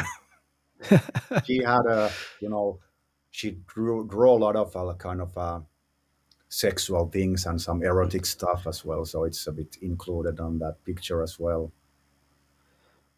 Did you guys do many show? Did you guys do many shows in support of Soul Destroyer? With that lineup, I should say, because I know there's a lineup change right after that. Because I know you guys did the Black Steel Worship Tour in 2010, which was like Germany, Slovakia, Italy, and Sweden. Yeah, it was already with the new lineup. Somehow things Yeah. went totally off the rails. Like we got to deal with soul dynamic arts for Soul Destroyers. Things started, grow bigger, but somehow the other guys like they didn't want that. That was my feeling. Like we had opportunity to tour with Marduk and start supporting Soul Destroyers by touring with the bigger bands, but guys was more like we're not interested in anymore. Black Venom said he wants to do his own band, and the drummer Markus also was kind of okay. I'm out of the band. Then I was alone. Oh, for fuck's sake, what I'm gonna do? There is a tour coming. But then I got Tuomas Karppinen who played in Archgoat and many other bands as well, and the guitarist from Sacrilegious Impalement joined us, and so we got a lineup, and everything was good. That was quite nice tour. Dynamic Arts had their own tour bus, actually the same bus we used with when we toured with Adorio. Nice bus with the back lounge and beds for all, and it was good tour. But the only thing was that it was a winter time, even winter in Germany as well, and we didn't have any heater. Our heater broke up in the van, so we didn't have this Webasto thing, which is heating the air. And you guys played Steelfest too. Was that the first time? 2013, right? With Vomitory and Satanic War Master. Was that the first time you guys played Steelfest? Didn't play in Steelfest back then. The first time we played in Steelfest was 2023. And I thought you guys played 2013 also. No, I think he asked us, but we canceled because we didn't kind of had a lineup, or I'd have a zero motivation for the band at that time. Yeah, that started happening to you, right? Like right around this time period, you guys put out the record. You guys, so was it just when the guys left the band? Was it? Did you start? We've all been through this. Like me and Ed are band guys for many years. You get to that. Did you just start getting to the point where you just weren't interested anymore? You just kind of got burnt out. Yeah, I have a little like a feeling, that Black Venom was like my brother. It's we were like this all the time, but it was really crushing me down. Want to leave the band, and then the drummer leaves. Then I also my 12 years relationship went off, and I just fuck it. I want to give up on everything. Like fuck this shit. Were you still playing guitar? Or did you like just not playing guitar anymore? Even were you just kind of like just stepped away completely, separated yourself? Yeah, I didn't play that much, but I still remember. Let's say I didn't play. Yeah, I had an instruments, but I didn't play that much. It took a couple of years to get back on the rails. And are you still going to shows and stuff, or have you like completely, you know, are you still like hanging out in the scene and stuff at that time period? You mean now or that back then? Back then, when you basically decide to put Urn to the side, are you still like Yeah, going to the gigs? still being young and need a new woman and stuff like that. So have to go out. There is no woman that rings your door and wants to invite herself into your house. When do you start getting the urge to jam again? Like, when is a start where you start thinking to yourself that you want to write songs again and you want to start, you know? I think it was 2011. I met Janne Jokinen, who is playing now in War Moon Lord, and he played in Front and Sacrilegious Impalement. I met him and the Sacrilegious Impalement guitarist Von Bastard. I met them in Tampere. There was some sort of local show. I don't remember what was the band. Anyway, I asked from Janne back then, does he want to join in Urn? So basically, he's been in Urn since 2011, but it took 4 years, something like that, a bit even more than before we started actual recordings. I started playing guitar again maybe 2014, 15. I wanted to do something different, and I tried to find members for that one, and I had some different people to try with to do something, but nothing serious happened, and I kind of I was thinking like what is wrong, it's like wall of steel, you bang your head, nothing happened. It's like a huge windmill is blowing all the time to your face. Then I just the fuck this shit. I go back with Urn, and just things started to go really easily. I met Aki and said, "You want to join in the band?" Oh, for fuck's sake, of course. Why didn't you ask earlier? And you built a studio in your garage too, didn't you? You were that, was it? Yeah, when we get the deal with Season of Mist, and I live like the other guys at the moment. They live in Turku. I live near in Tampere, so I have a 2.5 hours drive to Turku to rehearsals one way. So we were a bit far away from each other, and I wanted to concentrate on the songs and the lyrics, and so I had a garage, so I split it half and built like a soundproof studio for myself. And I was out of job at that time, and I concentrated. When my wife went to work, I went to a garage with the coffee and started to play guitar and doing lyrics and rehearsing lyrics and stuff like that. And you guys start writing the Burning record for 2017. How long did it take you to put that? So was that material when you started, when you built your garage, was that pretty easy to write that? Cause like from having so much time off, like how was your motivation and just the energy you had after having that much of a break? Yeah, let's correct a bit. Like I built the studio after the Burning and before recording of Iron Wheel of Power. But let's go back to Burning. Burning was for me like the dream. It was when you just empty your lungs and take away all the stress and burst out your anger or whatever feelings you have. It was like a fresh. I just took the guitar and I made the songs, just like I just burst them out. When you actually went to Sweden to record that record. Yeah, we recorded it's called Sverker Widgren. He used to work with Ture in Necromorbu Studios, and he separated from that and he built his own studios called Wing Studios. He played in Diabolical, correct? Sorry? He played in the band Diabolical? Yes, and we toured together on Soul Destroyers tour. There was Urn and Diabolical and Interment. So there I got to know him, and I contacted him. Okay, we want to record an album, and we want to do with you. And we traveled to Sweden, and that's it. We talk about like the picking up the guitar, and I think I had read something that with this album, The Burning that we're talking about, which we're actually going to play a song off of that in a moment. You just kind of didn't make. I had read that something you had said something like you didn't worry about parts fitting. You just kind of put the songs together, what felt right, and just kind of let it flow. Yeah, kind of. Afterward, it's a bit like I made some demo songs with my computer. It's a bit like a copy paste feeling on some songs. Yeah, but it was still like a natural burst out. And the artwork was done by, which I think you mentioned Sadistic Execution earlier. It was done by Rock from Sadistic Execution.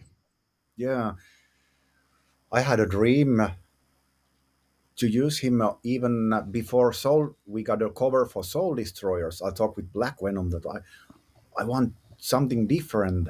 That sadistic execution singer, that should be a right man, but we didn't reach him in any ways back then. So with the burning, I wanted to use him, and now I have to say, like I've been saying this in many interviews. Hope you rock listen to this one, but he have so fucking amazing lyrics, like living in shit. Fuck you, Satan. That's amazing, but that's what the fucking devil brings for us at the times. We're living in totally shit, but we're still doing it for what sake? Hell's sake. So I don't know, but it's I like when there is a bit this venomous feeling when you have a bit sarcasm in the lyrics, but that doesn't never mean that you can't be serious. It can be serious, but I still love to be a bit sarcastic at times. Yeah, I mean, you can get that with Urn too. And you talk about rock from Sadistic Execution. He actually did, I believe, the logo. Remember the Slayer zine, the old Slayer zine? I think he did the logo for that actually. Yes. Oh. In 2017, you guys play Steel Chaos in Helsinki with Destroyer 666, Master's Hammer, Darken, Nocturne Slaughter Cult, and Trails. But how was that festival for you guys? That was good, and I was pretty nervous.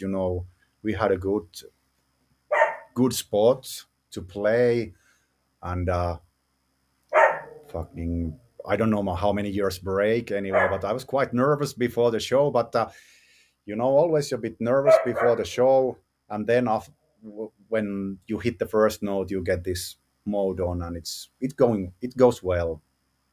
And you guys also played the Netherlands Death Fest in 2018 with Emperor, Carcass, and Suffocation. What we'll do is we're going to play Nocturnal Demons from the Burning record. Anything you could tell us about the song before we play it?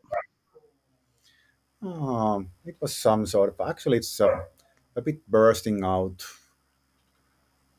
just to keep the spirit of whiskey, metal, hell, this normal, when you are young and immortal and you still want to hold the banner of bourbon and cola and party till you drop. Well, we're going to play that now. Nocturnal Demons is a bit what you will gonna face after a couple of days of hard parties with the whiskey and cola. Well, we're going to play that now. This is Urn with Nocturnal Demons from the Burning record 2017, and we'll be right back with Sulphur after this track from Urn.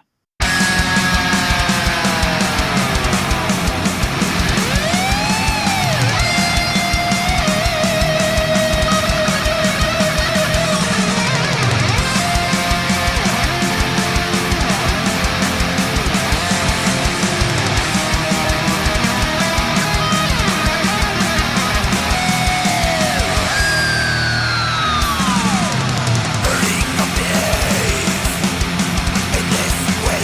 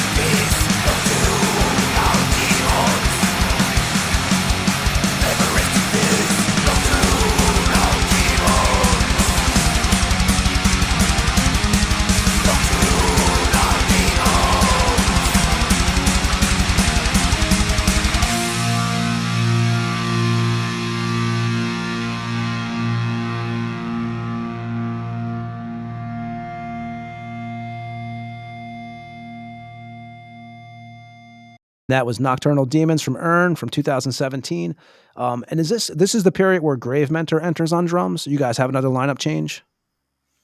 Yeah, like I've been working quite hard to get a lineup where everyone is handling their own instruments and no one else's don't have to carry another member.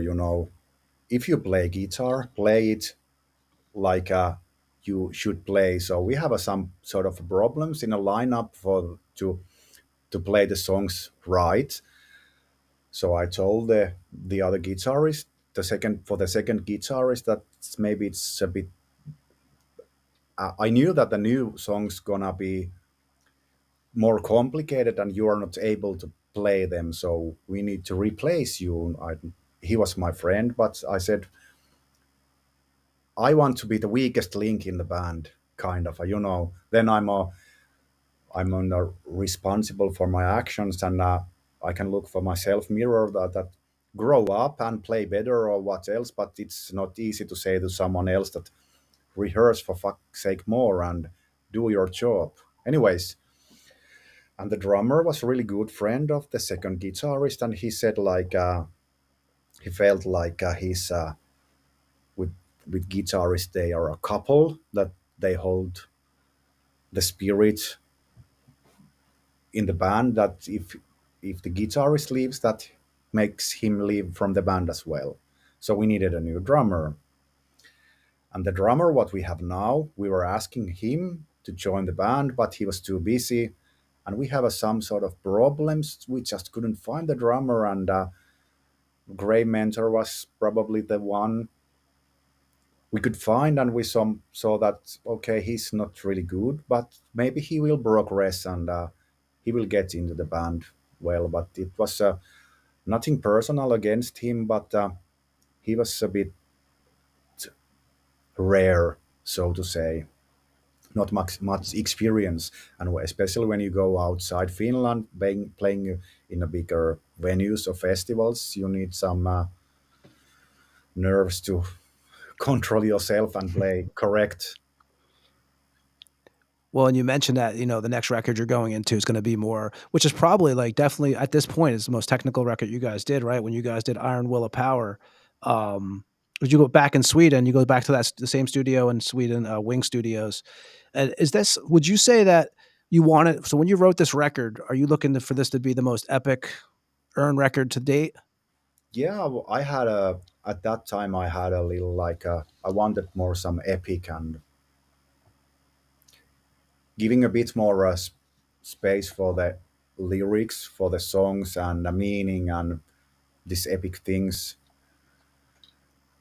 I wouldn't say it wasn't bad decision, but we all live in some sort of up and downs, and it comes musically as well. You have some sort of different kind of mood. You want to do something different, and also also look Ern's career as always one step higher. So that was also one of the things that I don't want to do the burning again. Motorhead can repeat the stuff they are doing, but it doesn't work for all the bands. I want some sort of a progression, and we choose the direction that it will be a bit more epic. And you guys recorded it as a 3-piece, that record.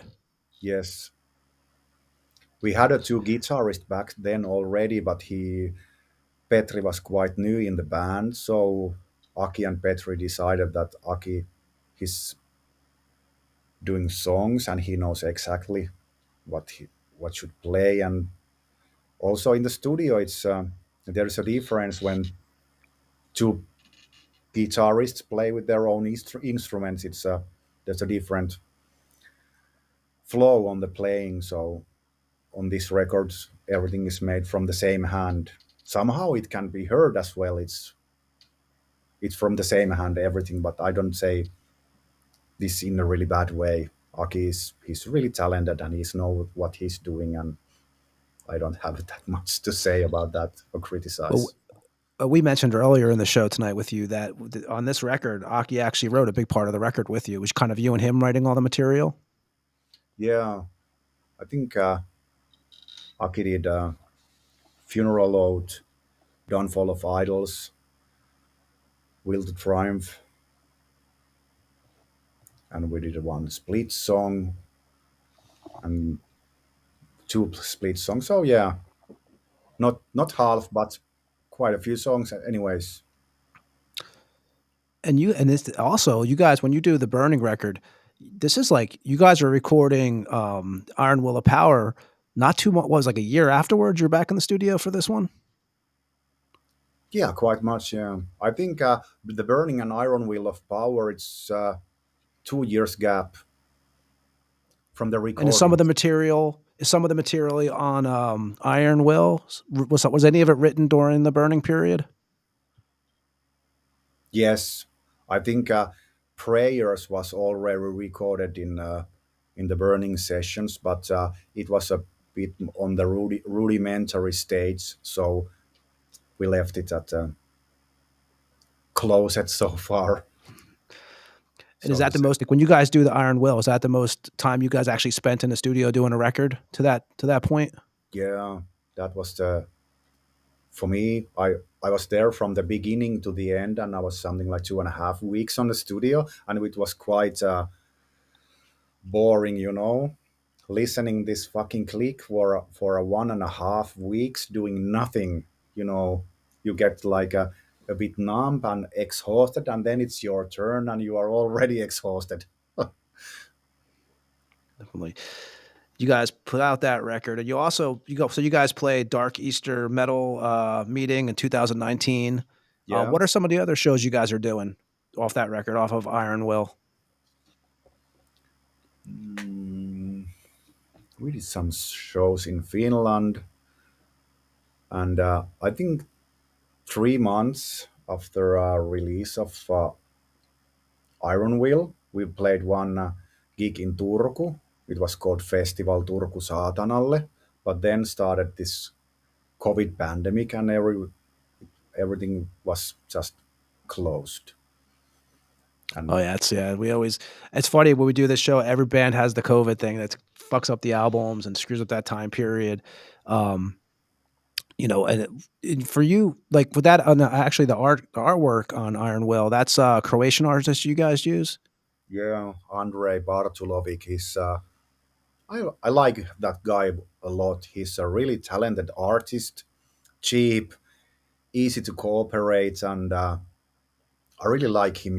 It's a down to earth artist, and now you have some sort of vision, and you just tell him, tell it to him, and he just replies in a couple of days. How does this look like? And it's it's really easy to cooperate with him.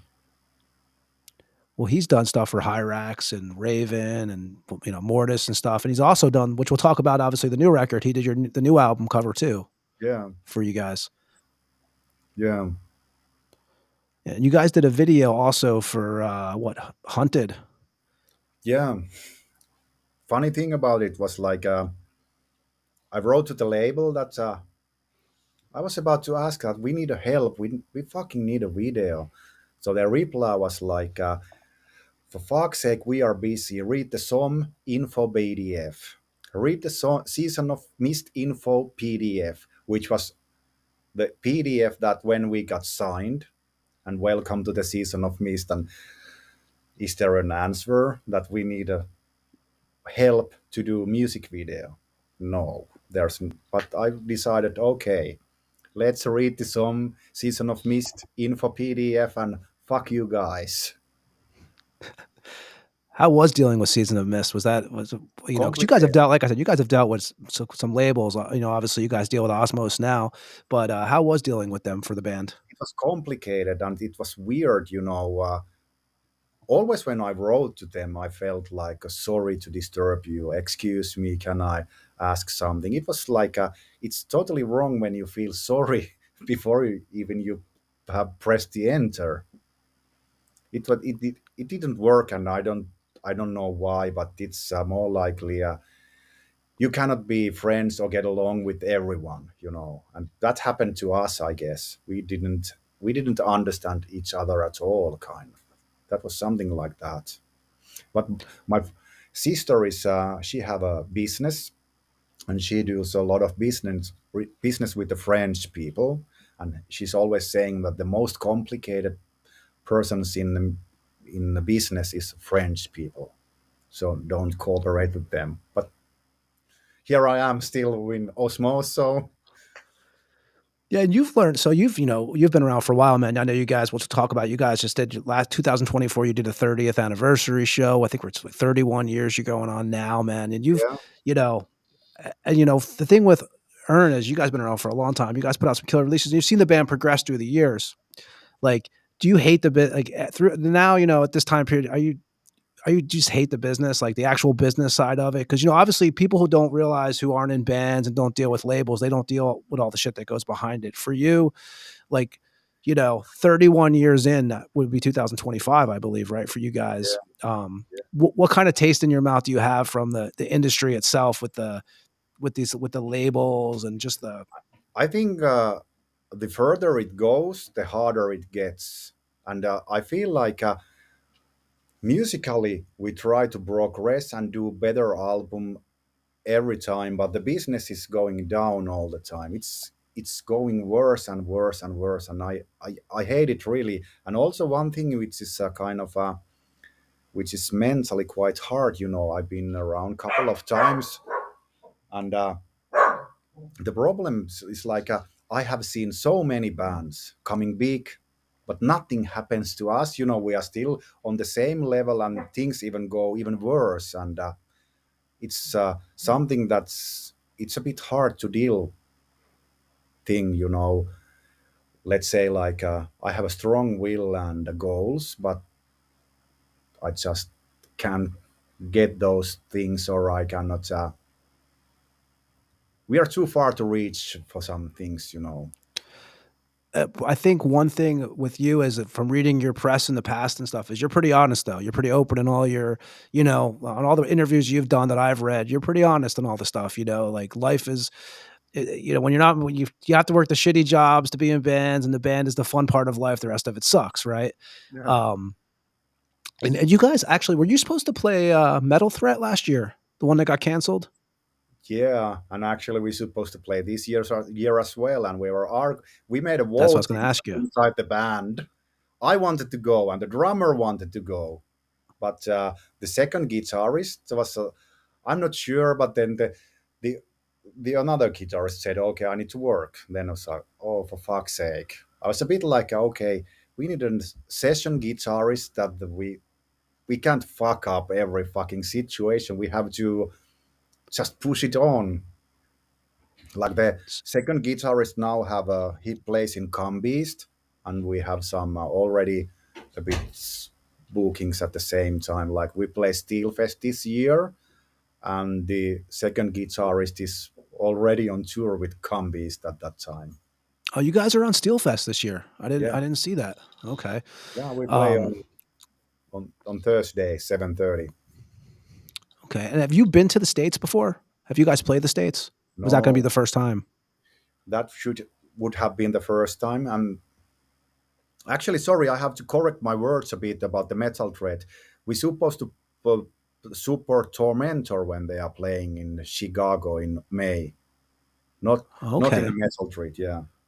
But last year they were asking for us, but now Paul was asking for us to support Tormentor. They think they play in May. What if they're In Chi- playing Reggie's over in yeah, Chicago? yeah. That was the show. That Okay. was the So, show so you guys are you guys aren't going. So right now, as of right now, Ern's not going there this year to the States. this year. Yeah. Give us an opportunity, and we try to work it out. I want to go. For fuck's sake, it's okay. I remember when I did a break with the music, and I still have my email for the band, and I haven't looked it for let's say in 2 years, and I got something like two offers to tour in USA and one couple of gigs in Europe and stuff like that. So I'm open, and I try to not to fuck up things all the time. Well, you guys have a new record out, which we're going to talk about now, which I've spoke to you before we started recording tonight, which is a killer record, man. So the current lineup now, like you said, Pestilence Slaughter's been in there for a while on guitar, and the drummer, I don't want to say his name wrong, but is it Kalle Salminen? Yeah, quite well said. Yeah, Kalle Salminen. Okay. So is this the lineup now, and how is the chemistry in the lineup for you guys? We have a good chemistry, and let's say past months, even past year, we recorded the album over a year ago, and it's really hard, being in the scene and the industry for a long time. Wait another year again to something to get happen. Nothing happens. It's quite mentally challenging, and sometimes I'm bitching to the boys like, for fuck's sake, my brain can't stand this anymore. I'm fucking done this fucking shit. But then I made a solution. I love to create music, so I started my solo stuff and start to record those, and it keeps me balanced. I'm an artist, and I have a flame and passion to create music. Definitely. And you guys also, for you also now, like you were saying, are on a new label now, Osmos. So dealing with the new record, Demon Steel, which we're going to talk about, how did you get involved with Osmos, and how's the relationship been so far dealing with Demon Steel? Before we signed to Season of Mist, I had two options. I had Osmos or Season of Mist. So it was a bit. We talked with the guys, what should we do, and blah blah blah. Then we choose Season of Mist. I didn't even inform the Osmos label that we signed to the another one. Then I just wrote to Herve, the boss, and said, okay, me and me here, hello, and sorry for not informing before. We did a deal with the Season of Mist, but are you still interested? And we would like to do a new album with you. So he was like, all good, let's do it. Thanks for contacting me. And yeah. Nice. And obviously I'll talk about the new record. But how did that? So you did obviously 30 years. We talked about that. You guys did a 30-year anniversary show last year. Yeah, we played in Turku. Was the November? November. Yeah. Okay. No, September. And anyways, late 24. Is that the only show you guys did in 2024? Probably, yeah. That was the only show, yeah. And as we were talking about before we started recording tonight, and you mentioned a couple minutes ago, so this new record was recorded, January 2024. So you've been sitting on this for a year now. How does it feel, first of all, to get it out? Relaxed. It was a long journey. It was really it was a long journey. But of course, last year Osmos put all the old Urn albums as a re-release. So I saw that. Yeah, it was quite logical to put the old ones out before giving a spin for the new record. What was maybe you could tell me, what was so I know for 666, you guys did different album cover for that, right? Than the original album cover on the reissues for Osmos. Yeah. Was there a reason that you guys didn't go with the original, I guess with the nuclear explosion art? I think the original cover we did for Damnation, and back in 2005 when No Sign of Life did the re-release, we had a new cover already for that one, so we used the same cover. I don't have any files for the original cover left, and so that's the reason, basically. It's a good reason. Yeah. And to start 2025, Osmos released the compilation Morbid Death and Birth of Unreleased Nightmares, which has what? So it has 14 tracks on it, one unreleased track, and tracks from the 97 and 2005 promo tapes. So, whose idea was to put that out? Was that the label's idea? They want to put all these albums out, and I said we have unreleased stuff, and we should made some sort of a compilation and offer something new to the fans, not putting all the old albums out and something more. The sad thing is that as there's too much playing time to put them on vinyl, so there should have been two vinyls, but it was maybe too expensive and vinyls ain't selling that much. So some songs are dropped from the vinyl, but they're on CD anyways. At least they see the real day of light. Yeah, and like you said, they're really issuing the old catalog and stuff. So when you guys do the Demon Steel record, you guys actually go into Oxford Studios for this one?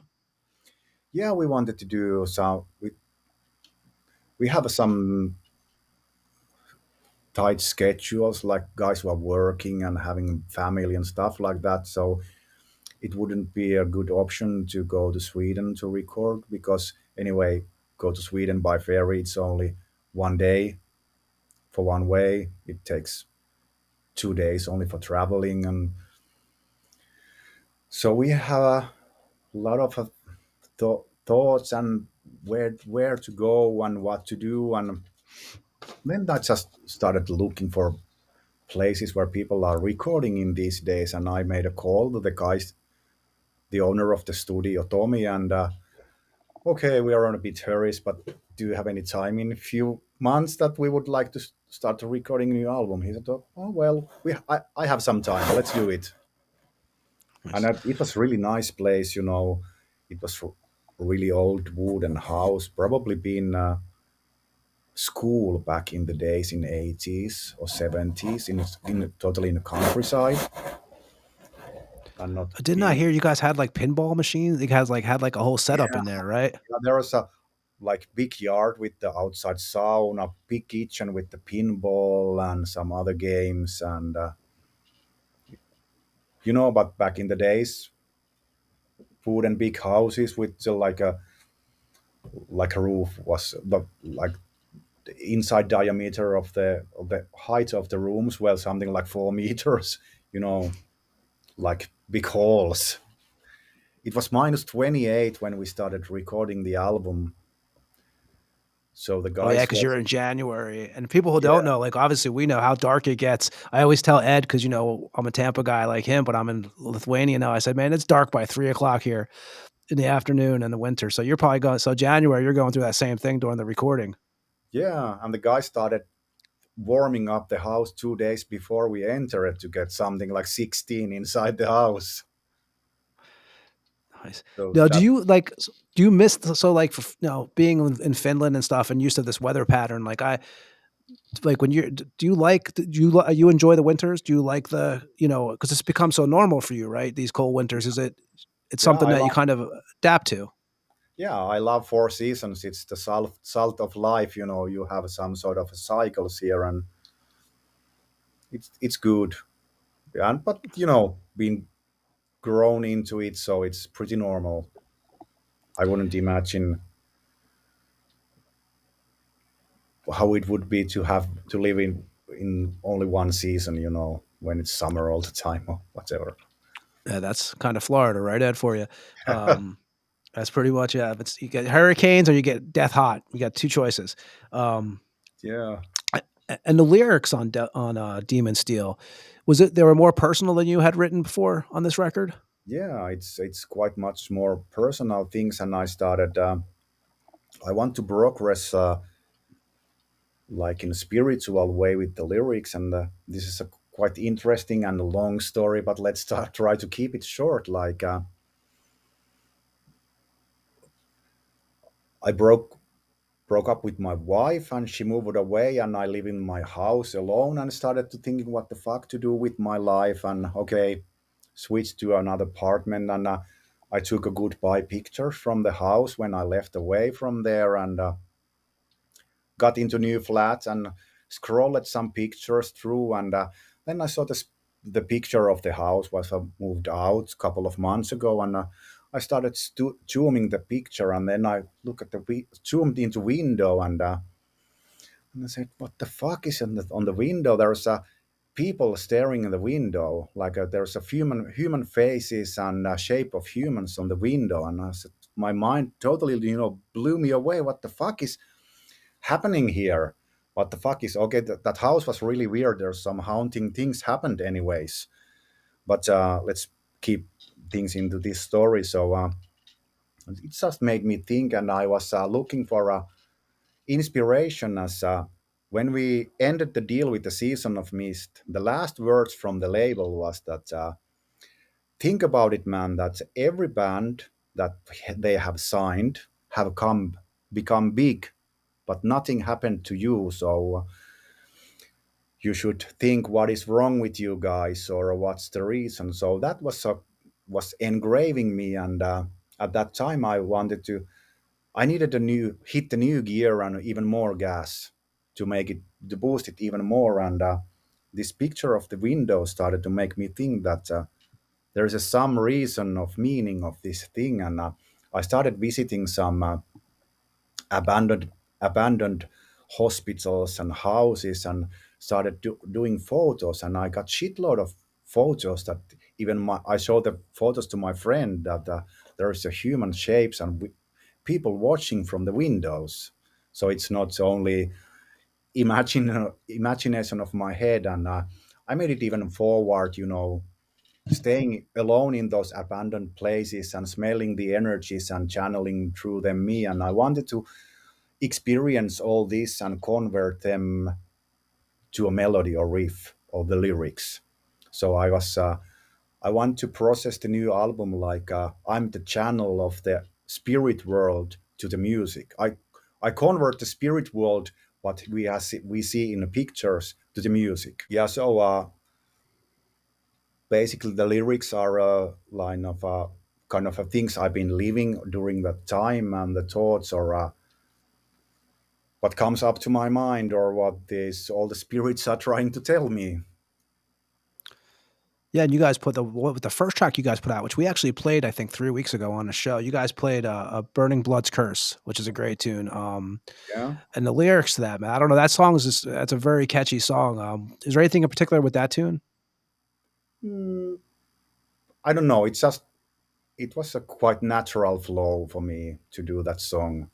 It's it's hard to say like this album is a bit same as the Burning. I just play and everything just fits on its place, and the lyrics I just sit down and take the pen and start writing, or I have some ideas already on the paper. Like I have a fucking hundreds of sheets where I have some sort of notes or stuff like that. So I scroll through them and what could fit for the song, and I start work on it, and it's just like bursting out. And did you do 2 videos for this?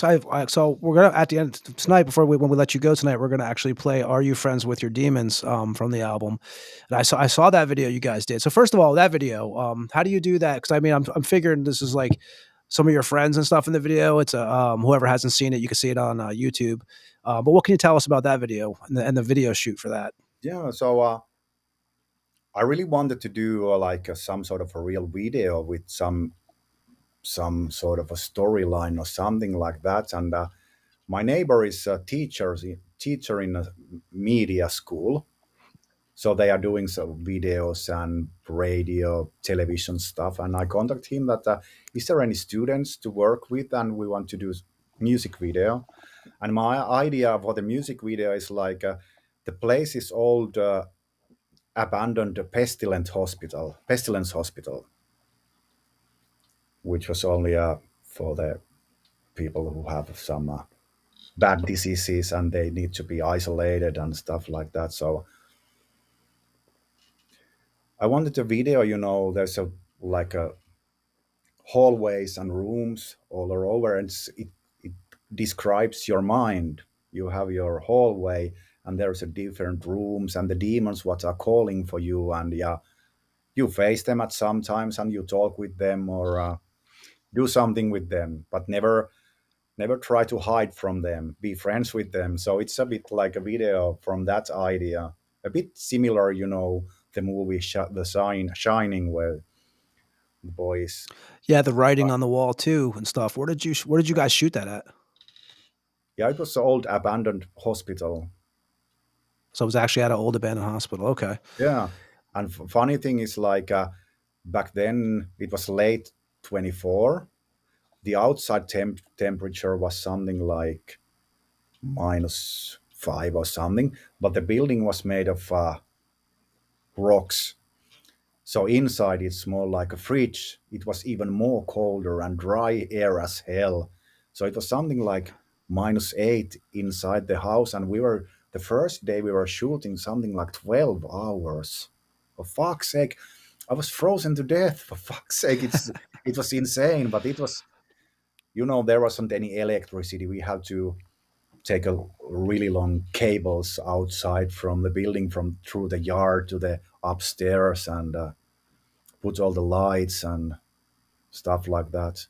And even my both of my daughters are on the video as well.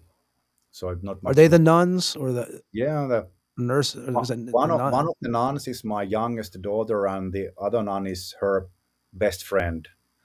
And my middle daughter, I have two daughters and one son. So my second daughter is on the when there is this room where is people with the black hoods and worshipping devil. So she's right on the left on that room. So speaking of your tattooing, there's a tattoo gun in that video too, right? Yeah. I'm doing a tattoo kind of on that one. Yeah. And did you guys do another? So is there 2 videos you guys shot for that? Yeah. First one I did by myself. I live really close to another abandoned hospital as well, and we found basically that area was like a paradise for me in the past. It was like a Chernobyl. It was totally, time has stopped, windows, everything are completely not ruined by any people. And like trees are coming through tarmac, and it was like when you abandon something and nature takes over, it's pretty wild. But then came this COVID shit. People start this urban exploring thing, and now this place is completely ruined. Every window, doors, everything is totally fucked up. But anyways, Sucks. we got there and we found a morgue there. There is a like where they put the corpses, and they on that first video you see this device where there's a nun. She's my daughter as well. She's clapping her hand, and there is a device in was it the left or right side? I don't remember, but that's the machine where they. I think when people when someone has died, they put them on the examination table and then suck out the liquids from the stomach and stuff like that. So that was some sort of a vacuum machine. Bombing table, right? Yeah. So we went And what there. video is the second one for? What song is the second video for? The first one was Burning Blood's Cursed. That came out as first. Okay, because I saw the lyric video. I didn't see that. So Yeah, it's actually a regular. Yeah, that's the lyric video. Okay. There is some parts from the I shot by myself. I have a shitload of more material, but I wanted to use more like a play video and do some clips from the hospital. And you mentioned that you had 15 solo songs, but you also had, you said, about 8 or 9 future Urn songs, possibly. Yeah, 8 songs, probably something like that. Yeah, and I have Nice. From this Demon Steel sessions, I have one song that we didn't just have time, or we didn't had to use it. So I have one song that has been ready for a couple of years, 2 years or something like that. And you have, so I know it's like pretty much for all of us, it's like what festival season's coming up and stuff. And do you have, what does Urn have coming up? So you said you have Steel Fest you guys are doing. And what else do you guys have on the scheduled so far? Then we have one gig in Oulu and probably one in Sweden in autumn, but that's basically all. The problem for us is that we don't have any booking agency. So in these days, it's quite hard to get any shows without them. Having a agency behind you. So not much happening. But I have my solo band, so that keeps me some sort of And you've been doing, like I said, Urn for 31 years now. And you've seen it, like, in the States, we were talking about Metal Threat earlier. Last year it got canceled. How do you feel like, you've 31 years, you've been around for a while, man, and in the States we have the problem with like Antifa and all these people shutting down shows and all this stuff. Do you guys don't deal with any of that in Finland? we don't have such a problems, but some other bands have that problems. But we haven't faced any that problems. So, but it's really like the longer you live, the more crazier is everything. What the fuck people are eating? Yeah, it's Something, fucked up world, something isn't it is now, man? it's totally like say I don't have. If you want to be a woman, for fuck's sake, be if you want it. Basically, it doesn't matter for me what the fuck you do, but don't push it like you know. I don't need that. I don't push my weaves as well. I Well, don't have everything's any. so intense now. I think it's social media a lot too, but it's Yeah, always in your face now, right? yeah. That's the reason why they were warning us a decade ago, even more. What is the result? What will happen when we have an internet? But it's the social media, something like that. People are completely fucked. It's That's fucking crazy. Me and Ed always talk about it. I'm like, I don't. Now I have a thing when I don't look at when I wake up. I try not to look at anything for a while, man, because it'll just fuck up your day right when you wake up. It's just it's a circus. You can't believe the shit that goes on. Like, I mean, and it's just, and every day it's something. Ed, don't we always talk about this? Every day it's something else, man. I can't tolerate it. It's like a conquer and divide and conquer. That's the thing. You keep people divided, it's way more easier to control. Otherwise, if we all stand together as we should stand together, no matter are you a punk or a metalhead or we in the past in the 80s, it was, of course, there was a lot of problems with the metalhead and hardcore or punk people or psychobillies or rockabilly guys, but still we are still here for the devil, kind of. So we should all stand together and race against the tyranny. Well, like you said, it's so divided now, and that's another thing we say, right? Is they want us all against each other. That's pretty much what it is now. Everybody's fighting. It's like everybody's fighting over people who can give a shit about them. It's just pretty much like everyone's. I don't know. I never thought I would see what I see these days, but every day is like a new surprise. Yeah. And the funny thing is, like, especially in here as well, it's if there's some sort of politician made some sort of statement, and you read the comments, and in the comments, the politician can be Nazi or a communist or whatever. But it's basically people, people are barking like, being in a Nazi and a communist it's a different, but some people can fit those two words in the same sentence, having both having a meaning. There's no sense. Yeah, it's exciting times, as someone, I just, Yeah. So how does it feel like in America now? Like insane. Yeah. I mean, Like Ed'll no matter what side you're on, I think Ed'll tell you it's just because me, like I said, me and Ed are like, he's one of my best friends. We've been jamming together for years. We always talk about this shit. We never talk about politics in public, but we talk to each other, and it's just no matter what side you're on, Ed is nuts, right? Everyone is just fighting each other all the time. Yeah. 100%. Unfortunately, nobody's going to agree 100% on everything. The problem is, instead of meeting in the middle, everybody would rather be my side, your side. There's no middle, and that's the problem. Yeah. It's extreme or not. Pretty much. It's quite interesting what will happen to music industry, if Trump has put these tariffs to European products, how it will expand. Anyway, it's hard to tour in USA anyways for a foreign band having a visa or whatever.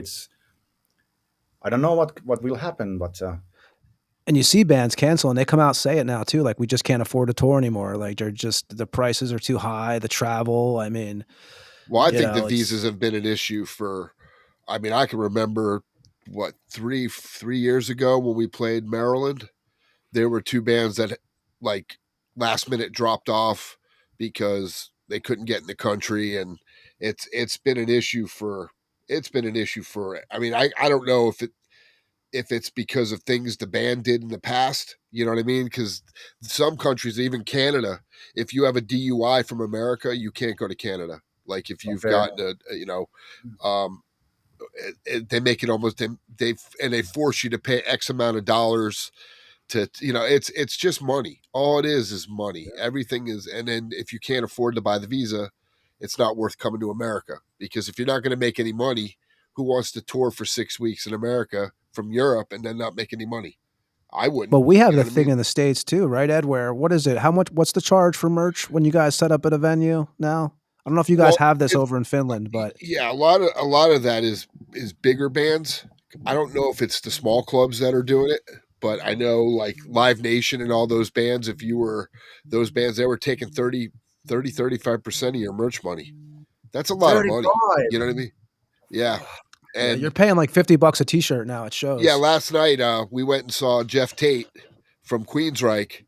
He Yeah. played over in Tampa in Clearwater, and the tour shirts were $50, and if you wanted a long sleeve, they were $70.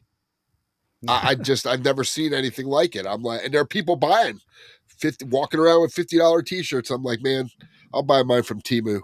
I'm not doing that. I can't. $50 t-shirt. I want to support the band, but not that they're not getting $50.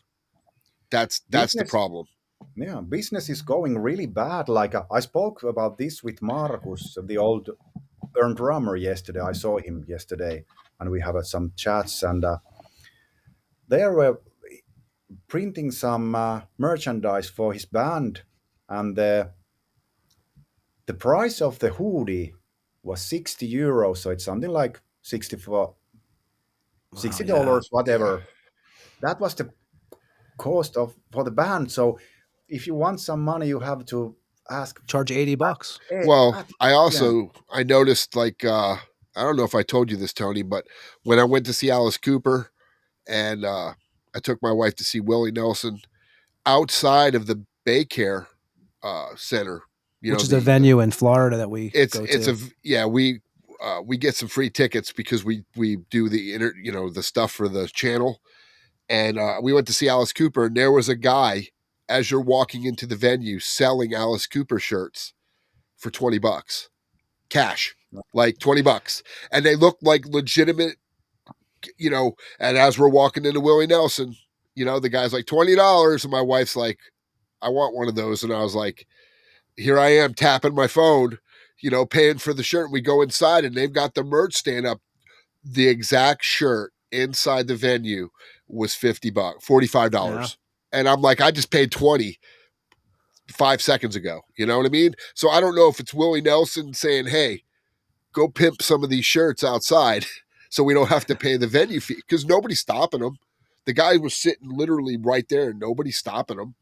So But that's the way it used to be back in the day, 90s, Ed. You remember you'd go to concerts, Jarno, and you would always get the bootlegger was the best deal out in the parking lot. The guy with the bag of shirts, always selling them, because you would go see, like, say if you went to see Slayer, there'd always be a guy in the parking lot with $10 Slayer t-shirts. Yeah, some of them would fall apart, some of them wouldn't. Yeah, they were bad shirts, but in Mexico, like when we play Mexico or even some of the countries in South America, it's not worth bringing merch because they're legally, they can't do nothing about it. They sling the bootleg stuff right outside the show, and there's nothing you can do about it. And people are going to go pay $10, $15 over what you're charging.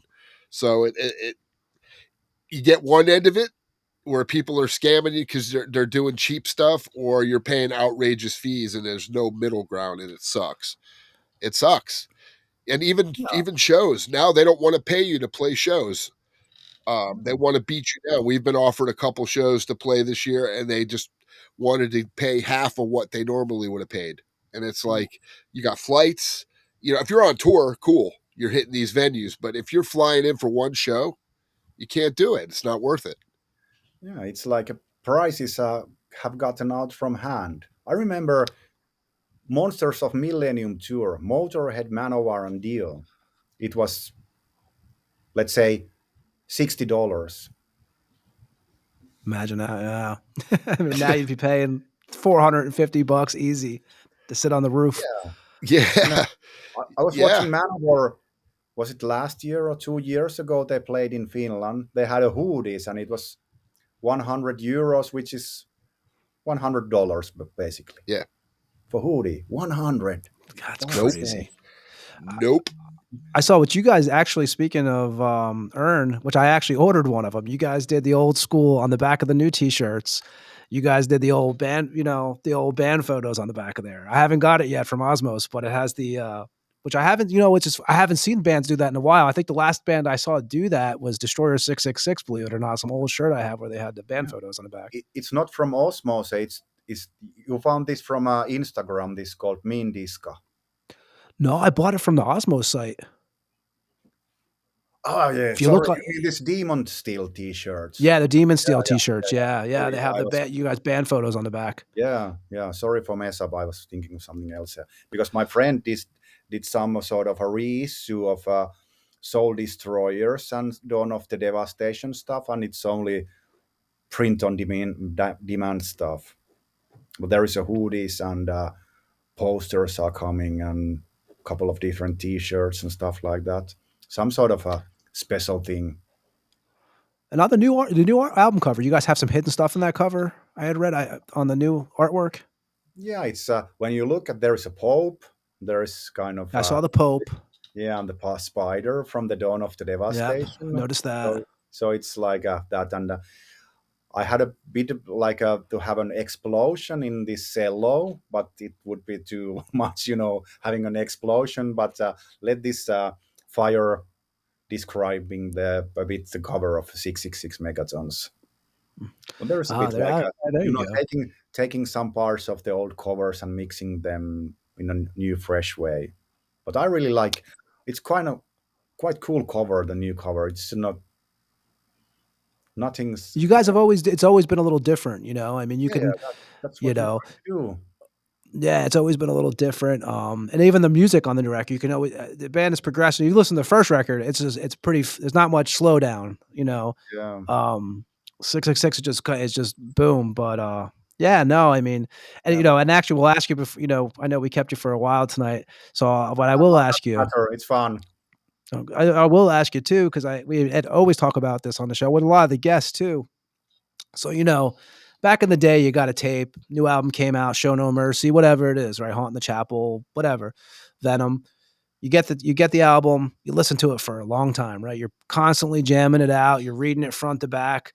So 2025, we always say this is 2024 too, even 2023.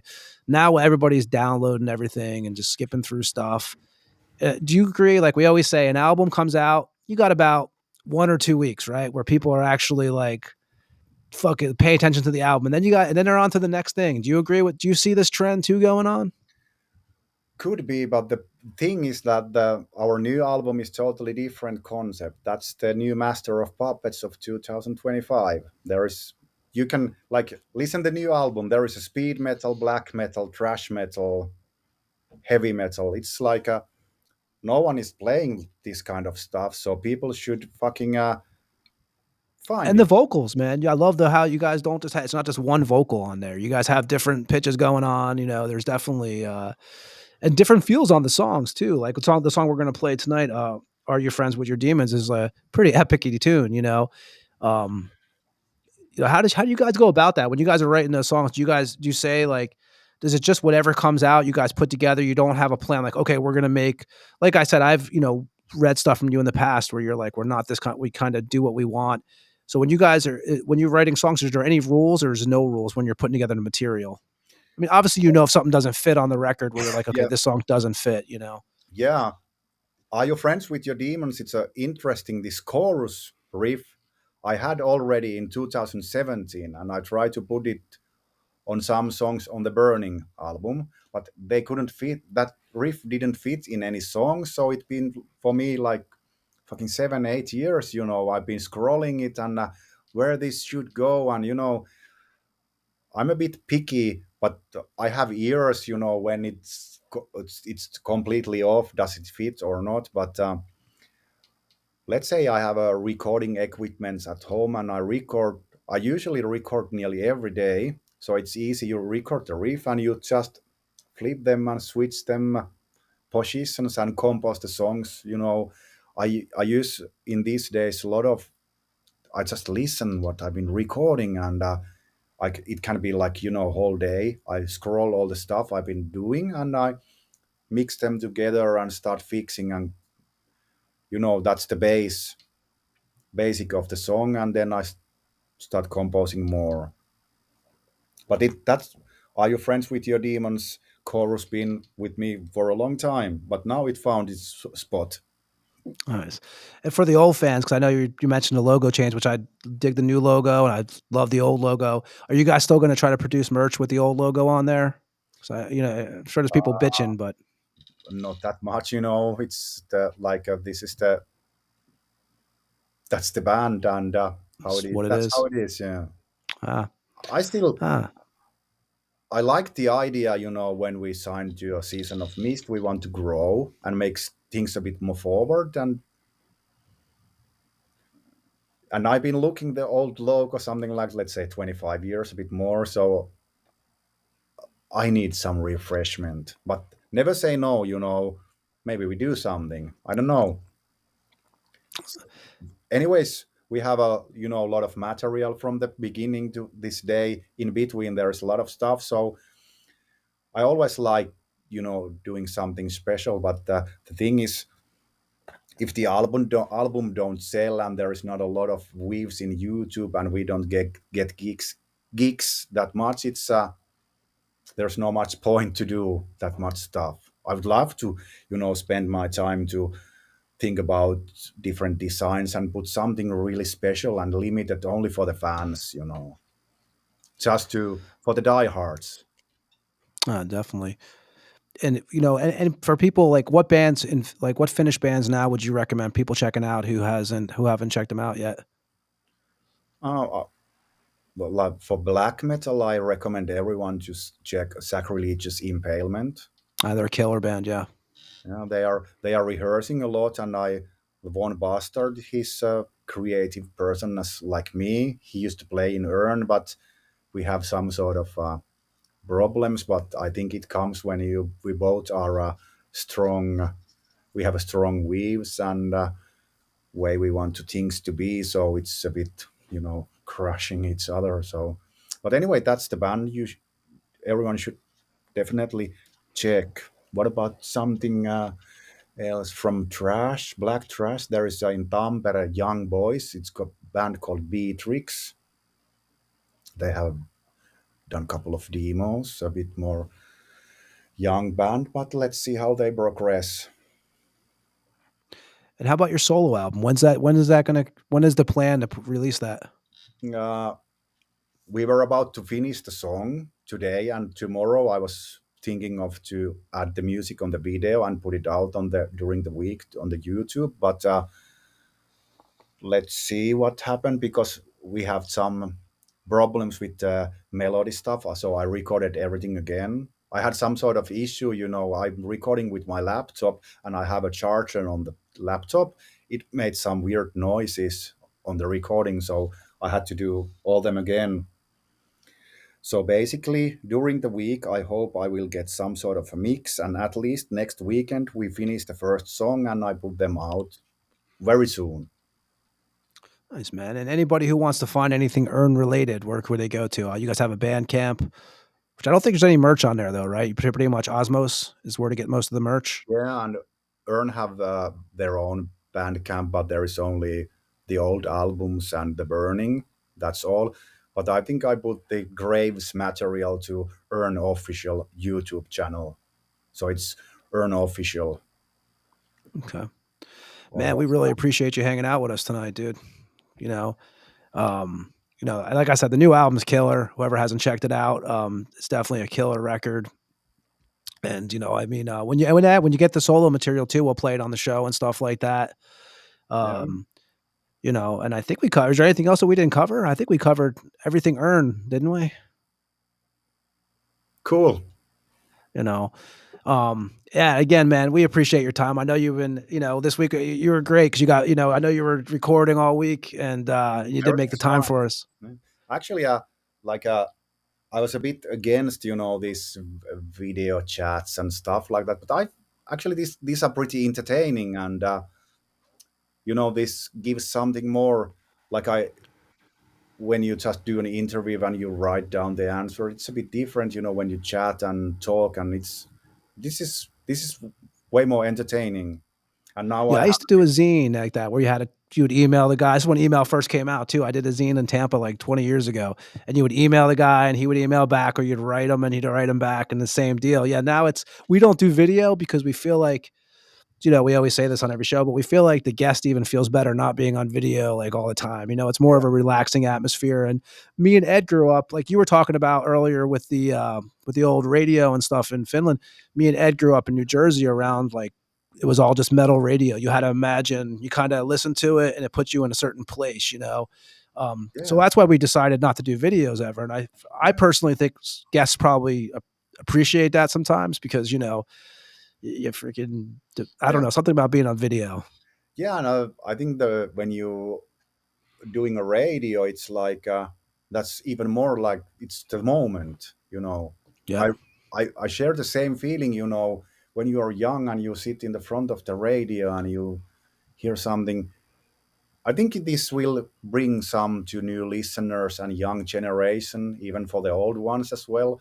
Many of us already know these stories, what we're talking about, but there's still shitload of young generation who are hungry and digging for more. So this is a good, and I think it's good. Well, we were talking about the tapes earlier, and I'd never forget, like I would record on the tapes, but you'd always miss part of the song, right? Because you'd be waiting to press the fucking record button. So you'd always get like the first 5 seconds missing of the song. But back when you were a kid, that's the only way to grab some of these. Like I remember we had a metal shop. You remember Metal Shop, Ed? Yep. And they would play like King Diamond and stuff. And you would like, when you're young and you can't afford to buy all these tapes, you would record them and you'd always miss like the first 5 seconds or like, but I mean, your whole goal was the next week to get the song perfectly caught. We used to just push record and get the whole thing. And then you'd pray that if it ended on a commercial so you could switch tapes. You know what I mean? That it's not halfway through a song and you lose the song because the tape ended. I remember we used to just do that. I'll be like, man, this sucks. Because you would always, a cool song would be playing and you hear the buttons when they used to make that loud pop because, they would pop off because they stopped and you'd be like, fuck. But yeah, no, and I also agree. I think the cool thing with this is if people don't know what you look like personally, it's going to make them go to see what the band looks like, who the band are, who's in the band, all the people that were talked about. So they go do more research on Urn as opposed to if they're just watching you on the screen, my boring just, face. Well, they're just looking at this, they're just looking at you talk. Now they can go see what you look like especially when you get the black metal guys or people like, we had, what's his name on the other day from Mordant Red, and he wears a hood. A ski mask, yeah.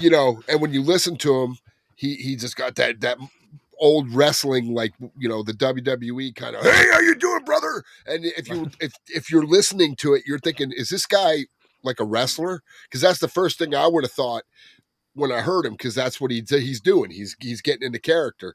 And when you go look at him and you see he's in a hood with all this stuff, it makes you go, holy crap, who? And then now you go down the rabbit hole because now you're going to find out who these people are and what, you know what I mean? So plus playing the songs in between helps too.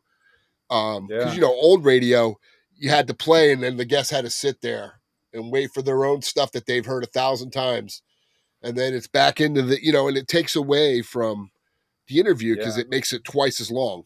So I think, like we had Udo on, right? Like, so at least and Udo's awesome. We were thrilled to have Udo on, but you can picture Udo in like 1984 if you want, when you're listening to the interview, you can picture like, I mean, Yes. shit changes. We all get older. I mean, it looks growing any younger. Yeah, that's for sure. yeah, exactly. You can picture these guys, like you can picture King Diamond back on the Conspiracy album if he ever comes on like our show. Gallagher. Like that. If we had John Gallagher on, obviously he's older From Raven, from Raven. Yeah. You want to picture the young John Gallagher, you know what I mean? And the helmet. You don't want to picture the guy on the screen that's, way older. So it's just that's for sure. I can imagine. I think it's we've always had the liner notes, like from a record. When you opened a record and you went and read the liner notes to learn about the band and the special thanks list and who they're thanking, and then that's where you would find bands in that list. Who's that? And you go check. That's kind of what the show is, because we find out, hey, this is what you're listening to, and it's cool. It's kind of educational. Yeah. One thing I need to ask more about this, you guys were also recording the stuff from the radio, but was it in there like, was the song complete, or was it some sort of a fading in the end, or some sort of a commercial that started before the song ends? So first of all, the college radio was completely, the one cool thing about the college radio stations in New Jersey, which was like WSOU and stuff, it was uncensored. Like they didn't censor it at all, but you did get the commercials, right, Ed? And you did get the worst is when they faded it and the DJ would come in at the end of the song. That was the worst, is when like the song's not even over, and if you've heard the song a bunch of times, there's a tail. And the tail's usually the cool part where it's it's fading out. Well, they don't let the full fade out go before it's, hey, welcome. It's like they fuck it up, and it's terrible. If you got a tail, I let the tail go all the way to the end, and then I leave a little gap, just a small gap, and then go. We come back in so that there's it's you don't miss anything, because we don't want it to be choppy. I don't like that. I tell you what we did. I tell you what we did find out, right, Ed? So you remember Headbangers Ball, right? Do you remember do you remember the old TV show Headbangers Ball? So we didn't know this, and we had Bobby Gustafson on from Overkill on here, and he was on Headbangers Ball a few times, and he was telling us, what was it? First of all, they shot it in the daytime. Yeah. And they didn't play, like when they played the videos on Headbangers Ball, they weren't really playing the videos. They just skipped along and they put them in afterwards. And that kind of killed it. Like when I was a kid, I used to think, oh man, King Diamond's hanging out and talking during the videos. That must be so cool. None of that was going on. Yeah, exactly. None of that was going on. It was just, they recorded this segment just kind of, even worse than we're doing, because they just were like, they just did a quick interview and then said, hey, all right, we're going to play Megadeth, whatever. And then they come back in and we're back here with Bobby Gustafson. And it was like, really? It's like when you take when you move the curtain and you see what's going on behind the curtain, you're like, that sucks. Because it took away the whole coolness of Headbangers Ball to me now. It's still cool, but when you're a kid, you have a whole different image, Now, I guess it's kind of like when you're a kid and your mom says, when you get older, we'll tell you the truth.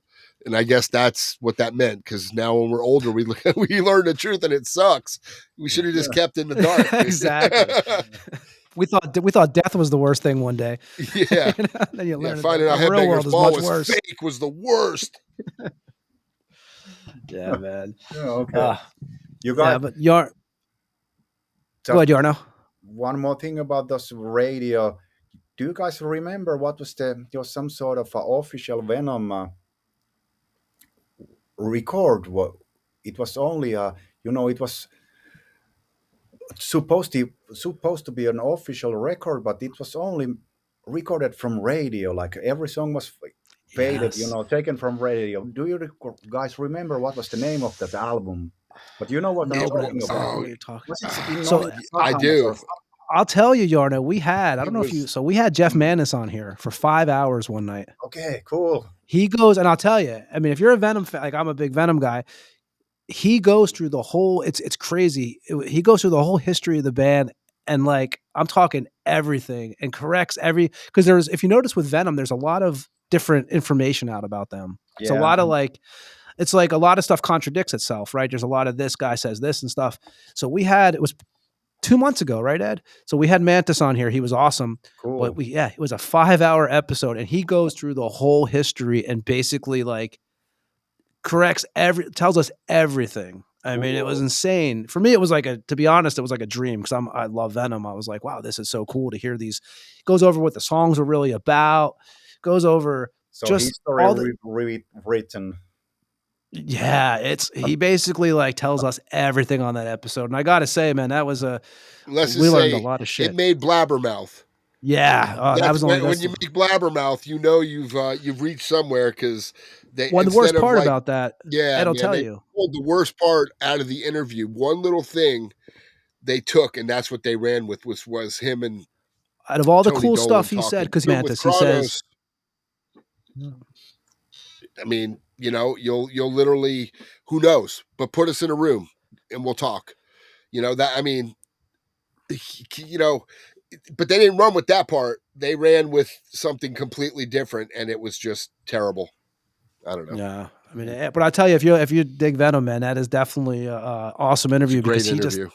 He tells us, like, I mean, he goes through everything. Like I said, it's 5 hours. So you got to pack a sandwich, maybe a couple of drinks, you know, but it's definitely, I mean, it's a whole Venom lesson. I mean, I left like, wow, afterwards.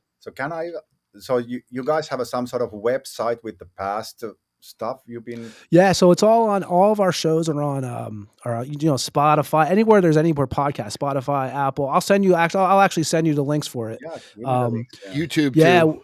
Yeah, YouTube too. You can actually, the audios are on YouTube. We don't put much, so we put the audios on YouTube, but most of our downloads are all on the streaming sites like Spotify, Apple Podcasts and stuff. So I'll get you all that information. But yeah, man, the Venom one is definitely it's insane. Like I had so many questions since high school because I've been in this since I was like a kid, and I used to write for these zines and stuff. And we just sat here with him and just asked him all these questions that I always wondered, and he banged them out.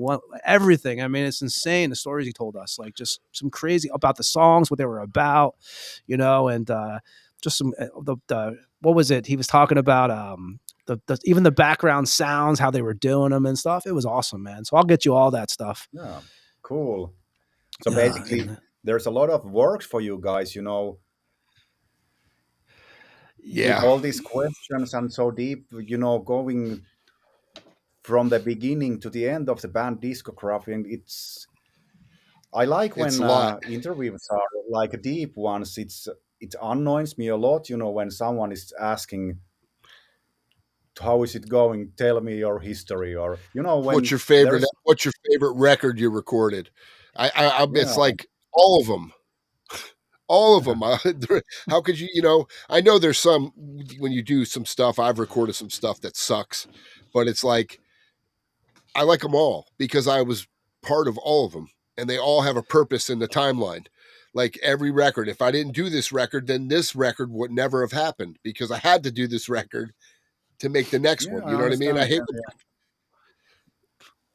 when we bring people on, like we brought you on, because actually Urn was not easy to get on here. I got to say, I tried to get a hold of Urn for because you guys were doing the record. I think for like a month, I was like, I'm going to try to get these guys on here. And I wanted to get you on because you're the original guy. And I had a lot of shit I wanted to ask you. And the reason we do it like that is we try to make our show, like we know that we live in a society where people want information in 5 minutes. We get that. Like people, you know, that's not what we wanted to do though. We wanted to do it for people like us, who I always wanted to know the history. Like, you know, when I listen to Urn, I'm wondering about this album and this album and this album, and I'm wondering what went into it, because it's like that's why we always do the timeline. We tell people before they come on too, like whatever. I think I even told you, or no, I said, we can do whatever gives you the most time to talk to us, so we can go through your history, because, you know, you deal with bands putting out records a lot, and you get like, publicists will be like, okay, you have 10 minutes to talk to them. It's like, well, what am I going to ask him in 10 minutes? Like, you know, because we basically want our show to where a kid can come listen, an Urn fan can come in 10 years and listen and learn about the band's history and always take something from it. You know, it's hard these days because everybody wants the 5-minute this and that, but we do it totally different. And that's why we do one show a week.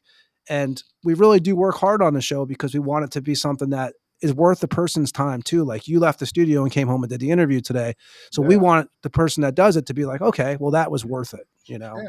Yeah. It's this has been entertaining. It's been good. Yeah. And yeah, man. Awesome. What's your dog's name so we know who to credit on the barks? Because we always have dogs on the show. Don't worry, you're not the only one. There's been like 4 or 5 dogs on the show. Lola. Lola, yeah. Lola. Yep, Lola, Chewy, Peanut, they all make appearances on our show. Trust me. Yeah, my kid. Sometimes my kids will come in the studio. My mute button doesn't always catch it. So yeah, trust me, Yeah. we've dealt with it. Yeah, I know, man. And Jarno, I'm hoping I see you guys in Lithuania, man. You know, and actually, if you guys need help getting a show over here, let me know too, because obviously you guys aren't that far. And just work for us. I had one contact with some guy from Lithuania. He was doing some sort of a small underground festival last year. We have Kilcom here, Kilcom Festival. We have, and then there's Lemmy's Club. It was some smaller stuff. I don't remember the name, but we couldn't do it because he offered us something like $200, and it's not enough even for the travels. But if you know, just bring us there. We will come. Yeah, it'd be great to see you guys here. We are here to play. That's for sure. Oh. And our lineup is tight, and rehearsals go well, and we will kill. Because I promise that when we play live, that it's the soul destroyer songs are better when we play them live than on album. And I love the album, so there you go. So it's going to be, you know, the new lineup is really pretty welded together, so everything goes well and fine. Yeah. We are ready to go. Killer. Like I said, man, the new record's killer, and we're actually going to play Are You Friends with Your Demons from the record that came out on March 25th. And Jarno, anything else, man? I think, when you got the solo album out, man, we'll have you come hang out again. Let's make another chat at some time, and if you find you want to know something more about something, we can make another meeting, of course. No problems. Sounds good, man. And anything else you want to say tonight on your way out? Oh, well, thanks for the listening. Hope you all enjoyed. Demon Steel came out March 25th on Osmos Productions. Jarno, again, we'll say goodbye to you in a minute when we sign off. But everybody else, we're going to play Are You Friends with Your Demons from the new record, Demon Steel. Ed, we'll be back with me and you after this, but everybody else, this is Urn with Are You Friends with Your Demons. Thanks again, Jarno. Yeah, thank you, guys. It was a pleasure. Hell yeah, and we will say goodbye to you in a second. Everybody else will be back on the Tampa Morgue after this track from Urn.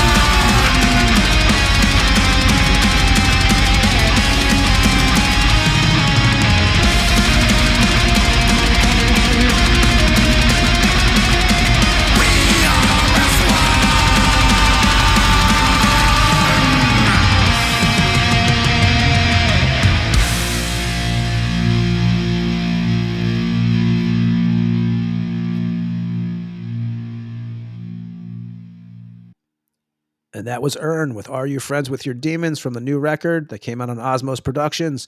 And we definitely want to thank Jarno for coming out and hanging out with us on the Tampa Morgue.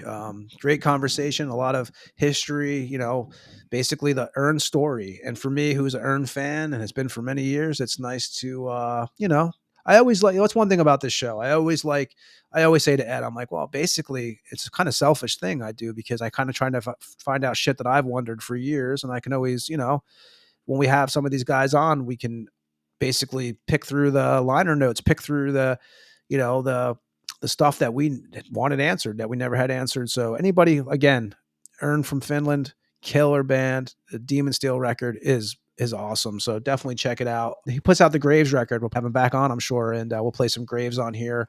So we appreciate him giving us his time, especially I knew he was coming right out of the studio too. So I have to give him major props because he basically recorded during the day, came home, hopped on here with us and hung out. And, it was, you got to respect that because whenever I've been in the studio, the last thing I want to do is talk to people.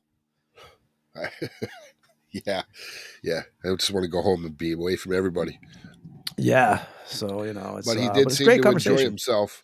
Yeah. He seemed to enjoy himself. I know a lot of these guys that don't do these type of interviews, it seems like after we're finished, they're like, man, this was awesome. They always have a good time. It's happened the last few episodes. I mean, even going back to Mantis, maybe even before, where they're like, wow, this was, Yeah, King Fowley, it was a great time. I mean, and I think, what's cool to talking to Jarno is you could tell he hasn't done many of these. Like he's done interviews, like I said, but he's not really much for the, I guess these days it would be the on-camera interviews or the audio interviews. And I haven't heard any audio interviews with him, which I'm sure I know he said he did a French one recently, but I've never heard any of them. So I appreciate him giving us that time and coming on and, hanging out with us. Cause I really to me, the band's great. And I don't, I hope that they have luck off of this record, man. Cause these days it's so damn hard. It's such a popularity contest and there's so many bands and a band that's been around for 31 years now. I mean, that's a long road. And, when you go 31 years, man, as Ed, you've had the journey too. I've had the unsuccessful journey in bands. You've had more of a successful journey in bands. It's a long road, man. It can be disheartening and it can kick you in the balls several times, but to keep on going for 31 years, major props to that. And I'm looking forward to hear the Graves stuff. So, like Ed, right? It's not an easy, 31 years is a ride, man. Yeah. And also, there's a lot of, love and hate that goes with those years, friends you married had for 100 years, different people, bandmates and shit. I mean, they're people that you grew up with that you don't talk to anymore because of being in a band with them. So it sucks, but what are you going to do? I mean, it's like you said, it's like a relationship. Sometimes they do not end well at all, but I wouldn't change anything. The journey I took, I know you took, it kind of propels you to where you are right now. And I'm okay with that because I got to see a lot of places, do a lot of cool things, play a lot of killer shows. And your journey's still going, man. We're all waiting for the new Monstrosity stuff. So, we'll be bugging you about that. Me too. Yeah. We're all waiting for that, so yeah. So anybody who hasn't checked out Urn, make sure you check out their Instagram page. They have a Facebook page, Bandcamp, Osmos Productions has all the reissues on there. I've been on there recently. I actually ordered the new record from there. They have the new t-shirt up there. And I think if you get a hold of Urn, actually probably can, I'm not 100%, but you could probably get a hold of them and they probably have some merch you can grab too. I didn't see much on the Bandcamp, but I think they basically run through the Osmos store. So, but Ed, I don't have much else today. We're going to be at 3 hours again. I am not fooled by this at all. I know that it's going to be a 3-hour episode. And then we're going to be on again next week. I think Sam's going to be on with us from Denial Fiend next week. I'm going to figure that out after we get off of here. And like we said, we have John from Slaughter Messiah coming on, and basically, I think it's on Easter. I think it actually is on Easter that day. I didn't really pay attention to the date, but So Ed, you have anything else to add? I mean, like I said, we're going to be back here before you know it. No, I'm good, man. I think between the interview and our intros, we cover a lot of stuff that we don't need to drudge on in the end. And people are tired. They need to go drink some coffee to wake up. I don't know what's going on, but I think over the years we used to kind of push a lot of our info to the end of the show, and it drug out a little. I think I like it better the way we do it now. We get all the info in the beginning. We kind of recap real quick the interview and say thank you and goodbye, because I think that's the best way to do it for sure. And that's what we're going to do right now. Episode 85 in the books. Another show. We appreciate everybody who listens. You know, you can always contact us on the Instagram page or at thetampamorgue@gmail.com. And yeah, dude, we'll be back before you know it. That's what it feels like. I feel like when we get done doing these episodes, we're right back in the studio doing it again. And that's exactly what's going to happen. We'll see you guys next week. And everyone, again, make sure you check out that Mordred Red interview that we did last week, because I have to say that was an entertaining interview. And yeah, that's all I got, man. That's all I got. Again, everyone, thanks for listening to Tampa Morgue. We appreciate you. Ed, any last words? Not for me. I'm good. Thank you so much to everybody. 85 episodes. This is insanity. Never thought we would get even close. And we're getting creeping up on that 100, and I'm excited about that. I never knew we'd ever make it to 100. So there you go. And we hope we do. Knock on wood. Yeah, we got to make sure whenever we do get there that it's definitely one for the books. You know what I mean? We'll have to somehow. We don't really plan out these interviews like they pop up like Jarno was literally kind of last minute. Same thing. I didn't think they were going to come on. Like I told you, I was like, I'm going to try to get, I was trying for probably, there was a few attempts to get them on. And then Jarno said, hey man, I'll come on. And then boom, a couple of days later, here we are, episode 85. So hopefully it keeps going. And I'm working on a couple cool people too, which I usually don't do that. Be Killer, the one that we're talking about, which we won't mention. Yeah, but we got one that's in the works. That'll be awesome. I'm going to make that one happen, and it will be well deserved. This particular person needs to be recognized because has not been heard from in many years. Yeah, that I know. Well, at least I haven't. He's out and about, but yeah, he's doing something now. But he was kind of shit on, and I didn't like it, and but now I'm glad he's they're doing something again, and when we get, if we get them on, it's going to be fucking awesome. I can tell you right now, it's going to be awesome. So we'll work on that. Hell yeah. Everybody, as always, we appreciate you listening. We're out of here. Ed, I'll see you on 86. See ya. This is King Fally from Deceased, and you just listened to another episode of the Tampa Morgue. Tune in next week and stay fucking dead.